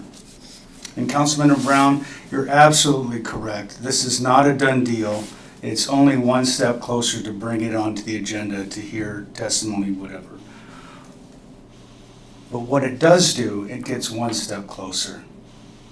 Whereas tonight it was a 4-1 vote. And God bless you that you weren't discouraged by the participation and outrage from us as audience members, and you went with your heart, whatever that is. And we voted for you to be up here and represent your heart, and you weren't swayed by the crowd, the mob, as we are, okay? So I applaud you on that. Because too many politicians and too many times you sit in these meetings, people get swayed by the people that show up. And you're speaking for the people that aren't here, if that makes sense to you. That being said, there are so much projects on the master plan for that money to go to. And it reminds me when I was in the Marine Corps for 8 years in Force Recon, is we'd go out for drill, and everybody that's been in the military can attest to this.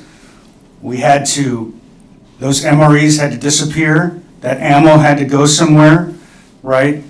Because every year you're turning in a report of how much it cost. And if you start giving money back and saying, hey, it only, we didn't need this 400 or whatever it is. Next year, that government isn't giving you that bill, that extra money. Because they go, you didn't need it last year, so we're not going to give it to you this year. I know it's a one-time deal. But there are so many times you're going to sit in these chairs and there are projects that need to be done, capital projects, that people can tangibly look at and go, hey, you put new lights around Wonderland Park so I can walk at night and safe, and a walking track. That has been one of my projects for years. What about the allocation from Wasilla Lake, from Wasilla Lake to Lake Lucille? There's land already allocated. It goes under that tunnel, that scary tunnel that nobody uses, but there's actually a master plan to connect those two lakes, but we never have funds for it. So there are projects out there. And I just, again, applaud you. You went with your heart. You voted the way you felt you needed to. But just be careful. There are other capital projects out there that money can be used for. Thank you.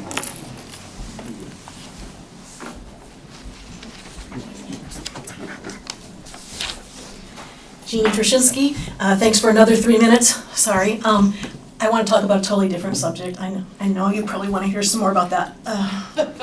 Dead horse. Okay. at the Wasilla Library, we've really had this problem since the library was built. And I just want to make sure that you're aware of some of the situation that's been going on. When it was built, we had a path go up to the middle school because we really wanted to make those kids be welcome and to include them in the library. And we actually did some projects, some art projects with them. But we have had problems with middle schoolers' behavior since the library was built. And just former mayor Bert worked with the school to try and do some things to try and get that under control. Mayor Ledford and our library director met this year at the beginning of the school year, tried to see if the school could help us some way to inform parents and to help them get kids' behavior under control. There was a letter written this week, a parent complaining because they said that this is because of the busing situation. This has nothing to do with the busing situation. A month ago was the 6th anniversary of this new building. It has been a problem since the building was built. It's just gotten worse. And it's gotten worse to the fact of kids spray painting the amphitheater, kids vaping, which I personally have witnessed in the library, food that you cannot believe. When we say they're eating in the library, it's like a 10-course meal that they're spilling all over the place. And the library staff has just been exhausted with it. And so a solution was devised a couple weeks ago, and it's been a miracle. The difference that a week makes, the last week has been so wonderful. We had both adults and kids feeling bullied and feeling like they couldn't be there after the school hours because it's not all the middle schoolers that come in there. This is just like anything in our lives. It's really sad. I would say for every one kid that's misbehaving, there's 3 kids that are doing exactly what they're supposed to do. And I've been in there many days observing this and trying to talk to kids. I'm a retired educator. I usually have really good luck talking to kids, but when a kid has a 32-ounce power drink and you say, you can't drink that in here, could you please take that outside? And they flip it open right in front of you, and then you say, okay, I just asked you not to drink that in here. And they say, well, my friend bought it for me, so I have to drink it. What am I supposed to do? Buy water can. Yeah, your logic, defies you. So anyway, the kids now, to be there in the library between the hours of 2 and 5 after school, have to have an adult with them or have a form signed. And really, we have received so many thank yous from parents who said, thank you for doing this, because it has been out of control. We've had adults that have said that they don't want to come in there in the library during those hours when those kids are misbehaving like that. So I just want you to be aware the solution is working. We want the kids to be in there, but we want to know that their parents know what the expectations are. And so if you have any questions, I'm happy to answer them, but my 3 minutes are up. So thank you very much. Okay, is there anyone else? Police.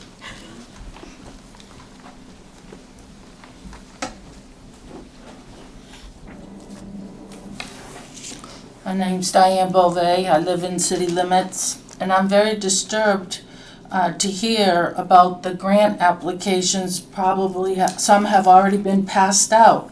However, when my church, which is in city limits and has numerous outreach programs, when we have called, we were told that things weren't in place yet and call next week. And so what I assume from some of the information tonight is that some organizations are already being favored over the other outreach programs in city limits. And if that is true, that is wrong. Thank you.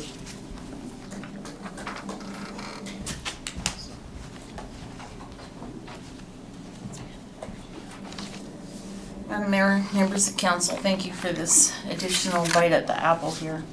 Just a couple of things that have been pointed out. I hope you do take note of the fact that this is really an odd couples group with the who have served together and not necessarily agreed. And we all think that this issue is important enough that we're here. So as some have pointed out, we've been down this road before. We've seen grants go out the door, sometimes with some pretty unexpected results and some disappointing results. We've also seen where agencies who got money then were back the next year and in fact just assumed that they would get more money the following year. And I think the issue is if we have organizations that are struggling in the community, they need to be looking for sustainable funding and not for a one-time handout of taxpayer dollars. That may not be there next year. I mean, supposedly this is supposed to be a one-time thing.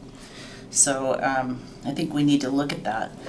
Just because you can do something in law does not mean it's something that we should do. 400,000 is less than half of what's being appropriated for damages to the water towers from just one storm. Keep that in mind. You know, we might need that for something else. Mayor Ruprecht was right. We had to raise the water and sewer rates because we didn't have the money. The fund was having a tough time, and it was right about the time when Palmer had their water system go geysering right through the middle of the streets. And you'll remember that they got bailed out by stimulus money from Obama. And we didn't think that that was going to be there for us when we had problems later on down the road. And sure enough, I don't think we've seen anything quite like that. Mayor Keller is right. Sure enough, the sidewalk right in front of the sports complex is all busted up. I was just there the other day, saw the same thing. We have lots of things that are not being addressed. If we have people that fall because there's a tripping hazard there that we haven't fixed, there's a liability concern.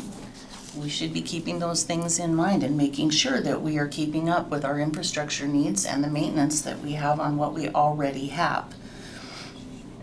Sometimes we're not getting that done. Councilmember Graham is correct. Wasilla is in an enviable position because it hasn't spent its last dollar and it hasn't gone into debt for the last big projects that we've had. I think that speaks to the fact that maybe it's a good idea to have a little money in the bank once in a while. We don't have to spend everything we've got just because we have a little extra from time to time. You wouldn't do that in your household budget, and I don't think we should do it with the city budget either. And with that, I guess, thanks, but I really wonder, one last thought, how many of you are going to be willing at the end of the day when the committee has made its recommendations to turn down any one of the organizations that are there? I would guess that it'd be political suicide if you turned down a few of the ones that have been mentioned in this room.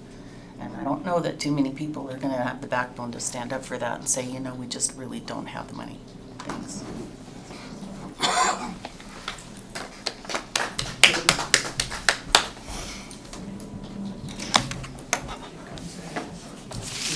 Better hit that 3-minute button, Jamie. Good evening, Council. It's been a long time since I've been up here to testify, and as I start, I would agree it's going to be very interesting as the position I'm taking compared to other council members that I have worked with and with mayors and with Councilmember Woodruff. It's sort of a flip of that. But again, I'd like to state that I've been a resident in the city of Wasilla for over 25 years. I was a former assembly member for Wasilla, like Assembly Member Ewing. I was on the Borough Assembly while we were doing CARES. And one thing I just want to state is that reimbursement for public service or public safety was something that the council decided they were going to do with that CARES fund.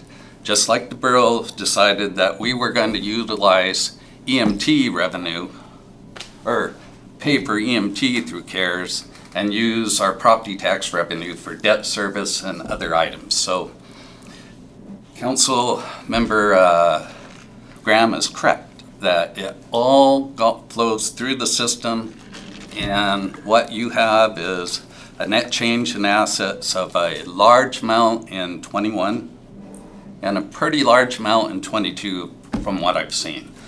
But again, I just want to quickly state, and I'd ask for maybe 1 minute longer because I lost my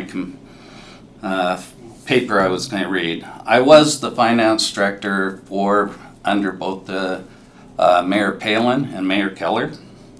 During that time frame, we implemented a new budgeting process, performance metric systems, multi-year budgeting, and a 5-year capital plan in order to have accountability and transparency in government. That's what we worked with the directors. The city clerk was there during that time period. And during that time period, I'd like to remind the council that we did provide direct budgeting for direct payments to 50C3 entities. The Iditarod, the Iron Dog, the Junior Iditarod. We were looking at organizations that we believed were going to support our city and the mission that it was doing.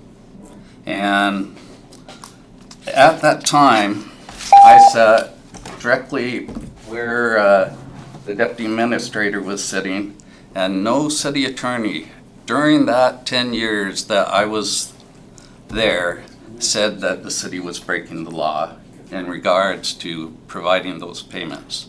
The one thing, just quickly to end, because I know I'll have another bite, is I do believe there are certain times in a city's budgeting that it is important to assist entities that, I don't like the word nonprofit. I believe the correct term for that is for-purpose organizations that support the mission of the city, or do also provide and assist with the safety net for vulnerable populations, such as the seniors, children on the streets, and yes, I will discuss that as you look at the funding next time, but I just wanted to give a few opinions on it right now and look forward to the next meeting with the city council. Thank you. You forgot to state your name for the Oh, record. yeah, do we all get the record? Okay, I And who apologize. you're married to? Conflict of interest there? By the way, there is no conflict of interest. As a citizen, I have a right to speak. My name is Ted Leonard, and I apologize, and I'm a city resident. So I apologize, council, for not identifying myself up front, but that's my testimony, and I look forward to discussing this issue or providing my opinions at the next meeting. Thank you. Is there anyone else that would like to speak at this time? Eileen. My name's Eileen Falkenstein. I'm not representing Wazi with this statement. I'm speaking as myself, as a member of this community, and I just want to say thank you to each and every one of you, council members and mayor, for being here and for caring about everyone in this city. Thank you. Yes, we'll take a 5 minutes. Excuse me, there's one person that stood up. I understand that. At ease, please. And at ease for about 5 minutes. Then we'll be back. We are back on the record at 8:13. Why didn't we do it this time? We will continue with audience comments. Sir, would you like to speak? I've never spoken in public before, but I'll do the best I can. My concern here is that runaway Please taxation. state your name. Oh, I'm sorry, I'm David Keller, and I live in the city of Wasilla since 1992. I fear taxation increases. I've watched the federal taxation rolls go up from 2% in 1776 to whatever it is today, or in 1913 when they passed the Federal Reserve Act, or 1917, excuse me, and the IRS Act also. And I've seen, they tell us one thing and it turns out to be something else. And that's my fear here, is that you're gonna start this program and they keep telling me that it's a one-time deal. I don't believe that. I've watched over the decades of my living, and I've watched so many entities and governments increase the taxes, and the only people that get hurt are the poor ones that have to pay. And that's my fears, that this will get out of control in the next body, or the next council members, whoever they may be, whether they're you re-elected or the new bodies to come in. To say, oh, well, we've done it once, we can do it again. And that's my fear. And I have not given any assurances to this meeting as to that that's not going to happen. If it's going to happen, as you say, it's a one-time deal, then repeal it when you're done, if you choose to give the money away. Because I don't want future bodies to continue to raise my taxes. I'm tired of it. I've been paying all my life, and I'm done. I'm tired of paying more and more. They threw the T in the Boston Harbor for 2%. And what do we pay in income tax today? Anywhere from 15 to 25, depending on your income. That's a big difference. And I don't see any benefit for all the taxation that I'm paying out. And now when I'm done with my paycheck, I'm lucky if I have 50% of it left to do what I have to do, to pay my bills. And the average is 48 to 52% is what we pay out, whether it's a fee or a taxation or something else. By the time the working class is done with their paycheck, they have little to nothing left. Not all of us make $1 million a year doing whatever we do. Not all of us make hundreds of thousands of dollars a year. Some of us are much poorer, and our money is very hardly earned. So just keep that in mind when you do your vote in the next meeting, please. Thank you. Sounds like a corrupt Massachusetts. Is there anyone else that would like to speak at this time? Hearing none, we are now on at Mayor, Clerk, Attorney, and Council comments. Please keep your closing remarks limited to 3 minutes. Madam Clerk. Thank you, Madam Mayor. Just as a reminder, we have an animal care and regulation appeal on October 12th. That's appeal of a level 3 classification of 3 dogs. Joe Levesque is serving as hearing officer in that case. I want to thank all of the election officials that served in our October 4th election. We certainly couldn't do it without them, particularly on poll day. Those ladies work from 6:30 a.m. or earlier. A lot of times they report to the polls at 6 a.m. and they're there until 9 p.m. closing out. So we could not do it without them. Thank you. Like everyone else, I wish our voter turnout would be higher, so I'd like to challenge everybody that lives in the city, find 10 friends that haven't voted before, get them out to vote, help me. So that would be fantastic. Just to clarify, any of the ordinances this evening that were introduced, that will be a public hearing date, next regular meeting, October 24th. And I'd like to congratulate Councilmembers Rubio and Velock on their election to office. Councilmember Velock will be swearing you in on the 24th as well. And then just to clarify, there have been no grant applications. The application isn't even designed.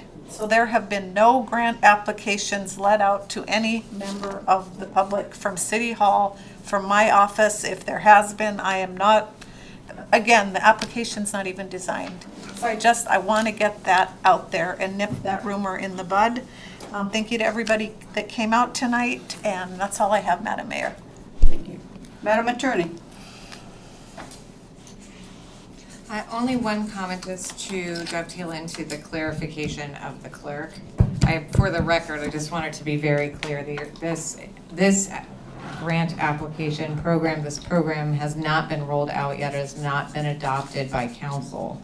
And so there are not the scoring sheets that the committee will use to analyze the grant programs. Council has not made that decision to move forward with the grant program. No applications, no application form exists yet. And so all of those pieces, those are being, the council's following the law explicitly and implicitly. So I just wanted to clarify that. No other comments. Thank you. Thank you. Councilmember Graham. Thank you, Madam Mayor. First, I'd like to thank everybody that showed up tonight. I mean, local government is always the government that's closest to the people, and I'm always surprised when the government that's closest to the people has nobody overseeing those government bodies. So it's nice to see folks here. I know, Eileen, you're here all the time. I certainly appreciate that. Marlene, you come quite often, and that's great. Randy, you're here all the time. That's great to have you there. But always bring a friend. Let them know what's going on, because it's there's a lot going on up here, and there's a lot at stake. And the better the folks that sit up here at the council table understand what your concerns are, the better we can provide the services that you need and that you desire and that you have earned as a citizen of Wasilla. So thank you for being up here, being here tonight. Also want to thank the council for voting for the audio system upgrade. I agree that it's not the most efficient use of money, but you can only go with what's bid. And we took the lowest bidder, and we'll end up with a considerably enhanced audio system, which will make it easier for people in the room to hear as well as people online. So those are certainly great things there. So for Scott at the Menard Center, I noticed the snack bar is closed now. It seems to me we approved a contract with a vendor. Could you perhaps comment on that, if that's okay with the mayor to comment during this time? Through the mayor, Councilmember Graham. Right, so we had a concessionaire. That contract had been terminated, and we have a new RFP that should be posted, I believe, Friday for a new concessionaire, but we have nobody under contract at this time. We had used somebody that had rented the concession stand on a few of the events, but they weren't under contract, traditional contract. They were just renting it for certain events at that time. Okay, so the closure is temporary, which is the question that people have been asking me, and I've said I'm sure it is, but I'm glad you clarified that. Thank you, Scott. Correct. With the intent, if the RFP goes through, and there is anybody that does apply, December 1st would be the operational date. Thank you. And then also wanted to comment about Engine 557. Perhaps this Saturday you heard quite a bit of commotion about 9:30 in the morning or something, lots of train horns going off.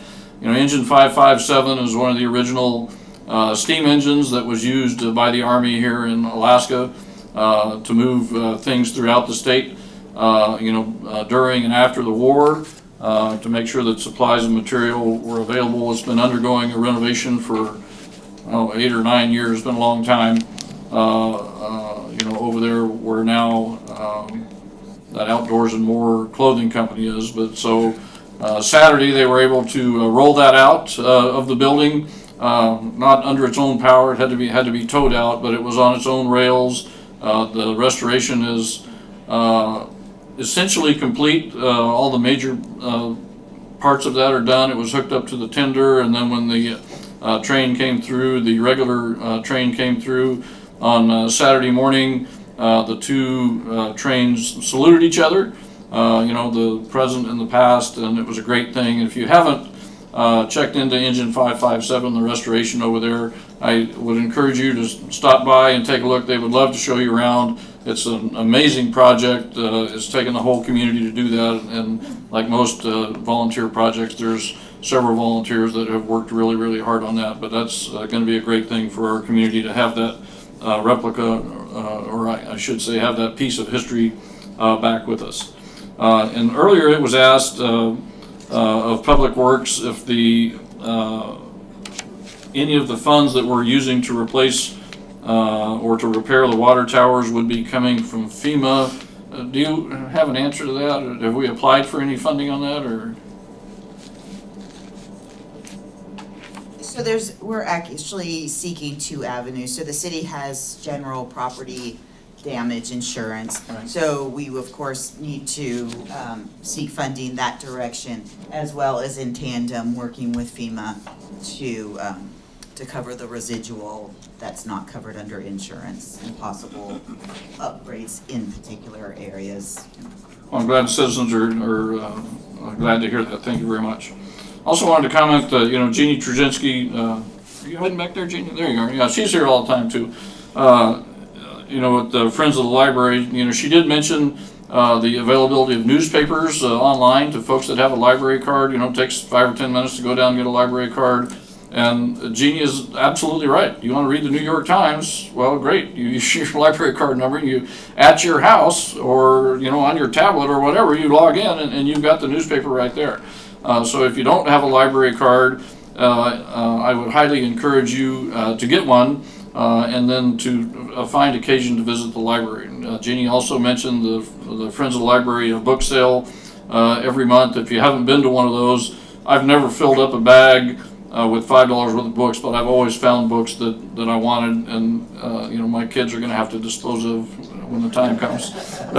but please take advantage of that because our city library is a great asset. Fully funded by the city, almost. There's no funding from the borough on that, so please take advantage of that and keep our library doing great. Tonight we talked about this grant program.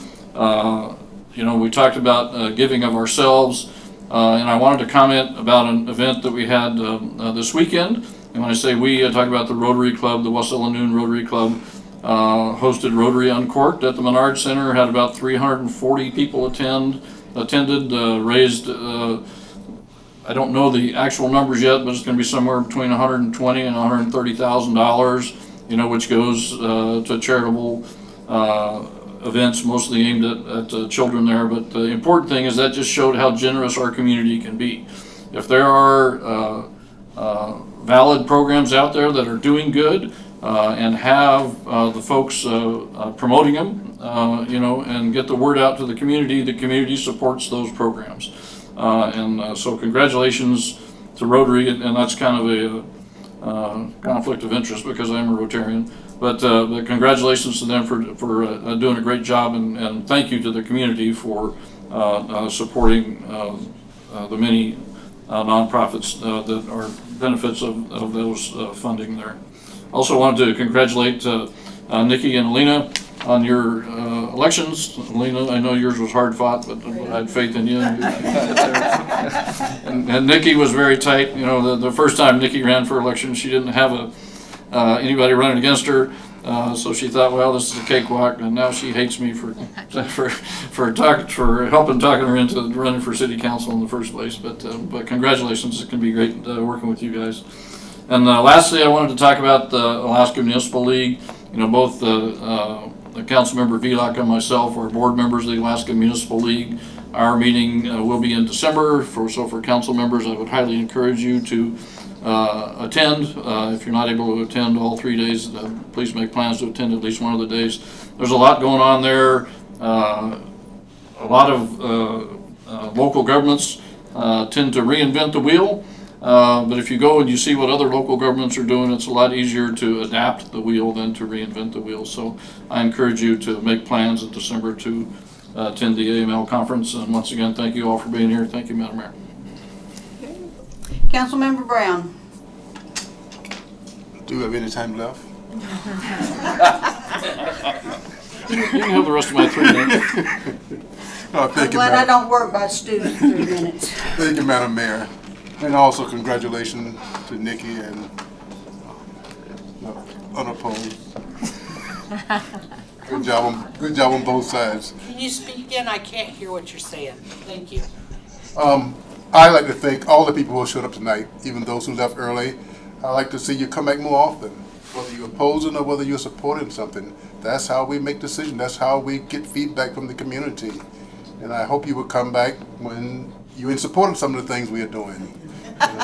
And let us know how we're doing and share with your friends. I'd like to see this whole room fill up and the back rooms filled up with seats also. I mean, that's what it's about. That's how you get your government to work the way you want it to work. So thank you for coming and continue to support us. And even though it's not always discussed up here, but we are talking to someone asked how did I know about what the committee was doing, because they have given reports before. And they talk, and I talk to directors and stuff and find out what they're doing and why they're doing it. I talk to the city attorney to find out what's legal and not legal. So it's not just a decision made up on the spur of a moment here. It's made with a lot of thought and research put into it.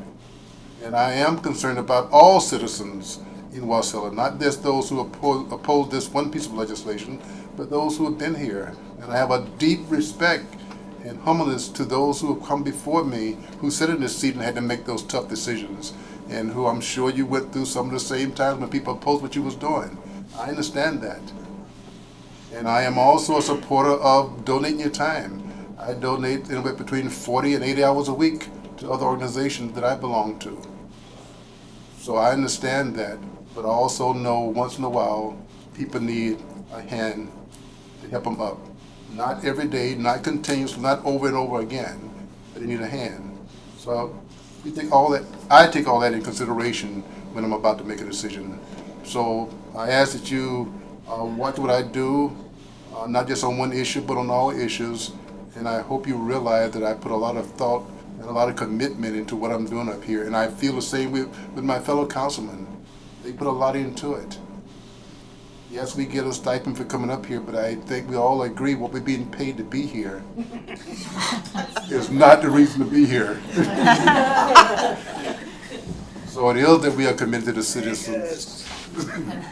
And so I thank you again, and I ask and I pray and I plead with you to please come back again and support your city. Not me, not the council, but your city. Thank you. Councilmember Sullivan Leonard. Wow, how do I follow that, Simon? Anyway, I do want to wish congratulations to Councilmember Rubio and Councilmember Velock. I am. Anyway, I just want to say thank you so much for your continued hard work on council and being willing to run again or run initially to serve. So I really appreciate that. I did want to comment just for a moment with regard to our community grant program. This was something that came to its initial stage based on the fact that we did have funds that were available that could help those in our community. Those in our community that maybe didn't get PPP grants or they didn't get any other grant from the CARES Act funds. And with that, we really didn't want to see others that were falling through the cracks that could use a little bit of assistance at a time when inflation is so high. You see the food banks, they're really having a tough time. When you see our youth in our community, I don't want them hanging out at the parks and sleeping under the benches. And if we can help them to get up and be productive citizens and to get jobs, housing, etc., then that's a win-win for the city. There's also times when maybe city government cannot do the things that a nonprofit can. And it's a rare instance that you're going to have any government say, you know, we're going to look at a grant for our community that are going to help those in need. And the policy from this community grants program says just that. It defines exactly what we're looking for, why we've defined what we're looking for, and how we can best help those in our community. It could be veterans, it could be seniors, it could be youth, it could be those that need food, shelter, clothing, a number of items. In the ordinance, it does state that this is a one-time occurrence. This grant policy goes away at the end of December. The funding is a one-time piece. And so with that, we'll see how it goes. Councilmember Menard, I just want to say thank you for your comments. You have a big heart, and I've always known that about you, and I appreciated your comments on that. We'll see how it goes. I know some people are not happy with what's before us, but honestly, the city has given grants in the past, and we know that. Whether it's considered a grant program or if it was just giving, for example, Iditarod or June Iditarod thousands and thousands of dollars every year, or Chamber of Commerce or what have you, the city has done it.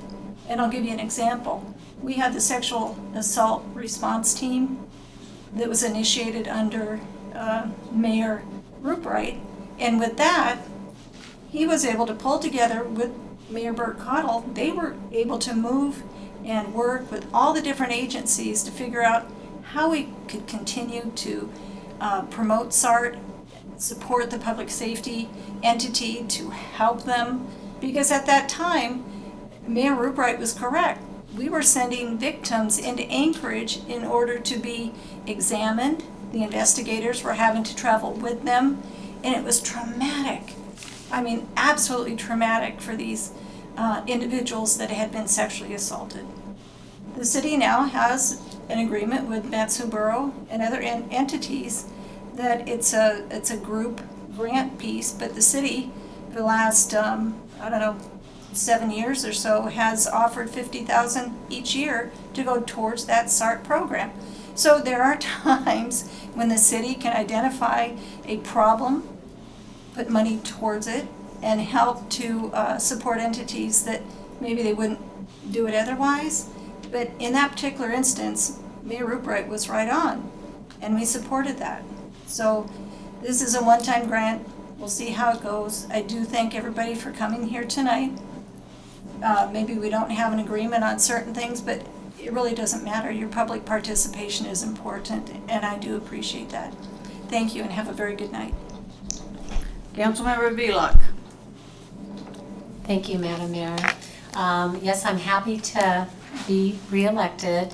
You know, when you first become or on the council, it's like a different language. It's like kind of a different world, and it does take a while to learn. And like I said, it's just not, you know, I did work in the private sector for 30 years in senior management. It's still very different. So I'm happy to have the opportunity to have this second term and use the knowledge and skill I've learned this last term to really make an impact. So thank you. And also I do want to clarify, I did speak with Diane Keller multiple times on the phone, and it's hard to keep track of all of them. But I remember it being said that, or stated that, we were only interested in giving money away to like 3 certain entities. And I do remember saying I have had multiple emails come through, and I have, of nonprofits wanting to put in the application or just interested in wanting information on this grant policy. As you know, the grant policy hasn't even been approved. Like our city attorney stated, we haven't even gotten the application created. So I do apologize for that misunderstanding. Yes, I have seen multiple emails from nonprofits come through, very interested. So the word is getting out. It's not just for a certain few, but I just wanted to clarify that. And I do thank everyone for coming. Just like, you know, Stu's, Simon and Colleen stated, we do need you here, and we hope to see you again. Thank you. Okay, Ms. Rubio. All right, follow all of that. Tell you what, I should go first next time. Okay. But a win is a win, Stu. I just want to tell you. But anyways, on a daily basis, I teach preschool level to be kind, thoughtful, respectful of others, to not be a bully and not to push your opinions that you believe that are true to you onto others, but to voice them is amazing. And like everyone said, it's awesome that you come out, and you should keep coming out, and you should be heard. But please, with respect, don't be a bully. Be kind. That's it. Thank you. I think it's been proven over and over and over again that we all have a common thread that we believe in, and that is the city of Wasilla. This is home. It's been home. And we all have a vision of where we want it to be. That don't mean that we all agree. But Wasilla is the important thing here. And as we go along, we will work out what is best for the city. It's not just my vision, or it's not just your vision, it is the community's vision. And it's great when we have this public participation and they come out and show us, okay, this is what we believe. Okay, that's great, because your community is only as good as the people that live there and what they want to see. That's my belief. And granted, I don't always do things to suit everybody. I'll tell you that right up front. So, but I am blessed with the board of directors that I have, and with all of these council people. That don't mean I agree with them, but they all know, they're free to tell me what they do believe in and what they do see. Ask Stu Graham. He'll tell you. You're still burning over there? Yeah, exactly. You know, you don't have to agree with me, but let's all agree that Wasilla is home. Let's keep it home and move it forward. So with that, we have no executive session, and with no further business at hand, I'm adjourning the meeting unless objection is raised.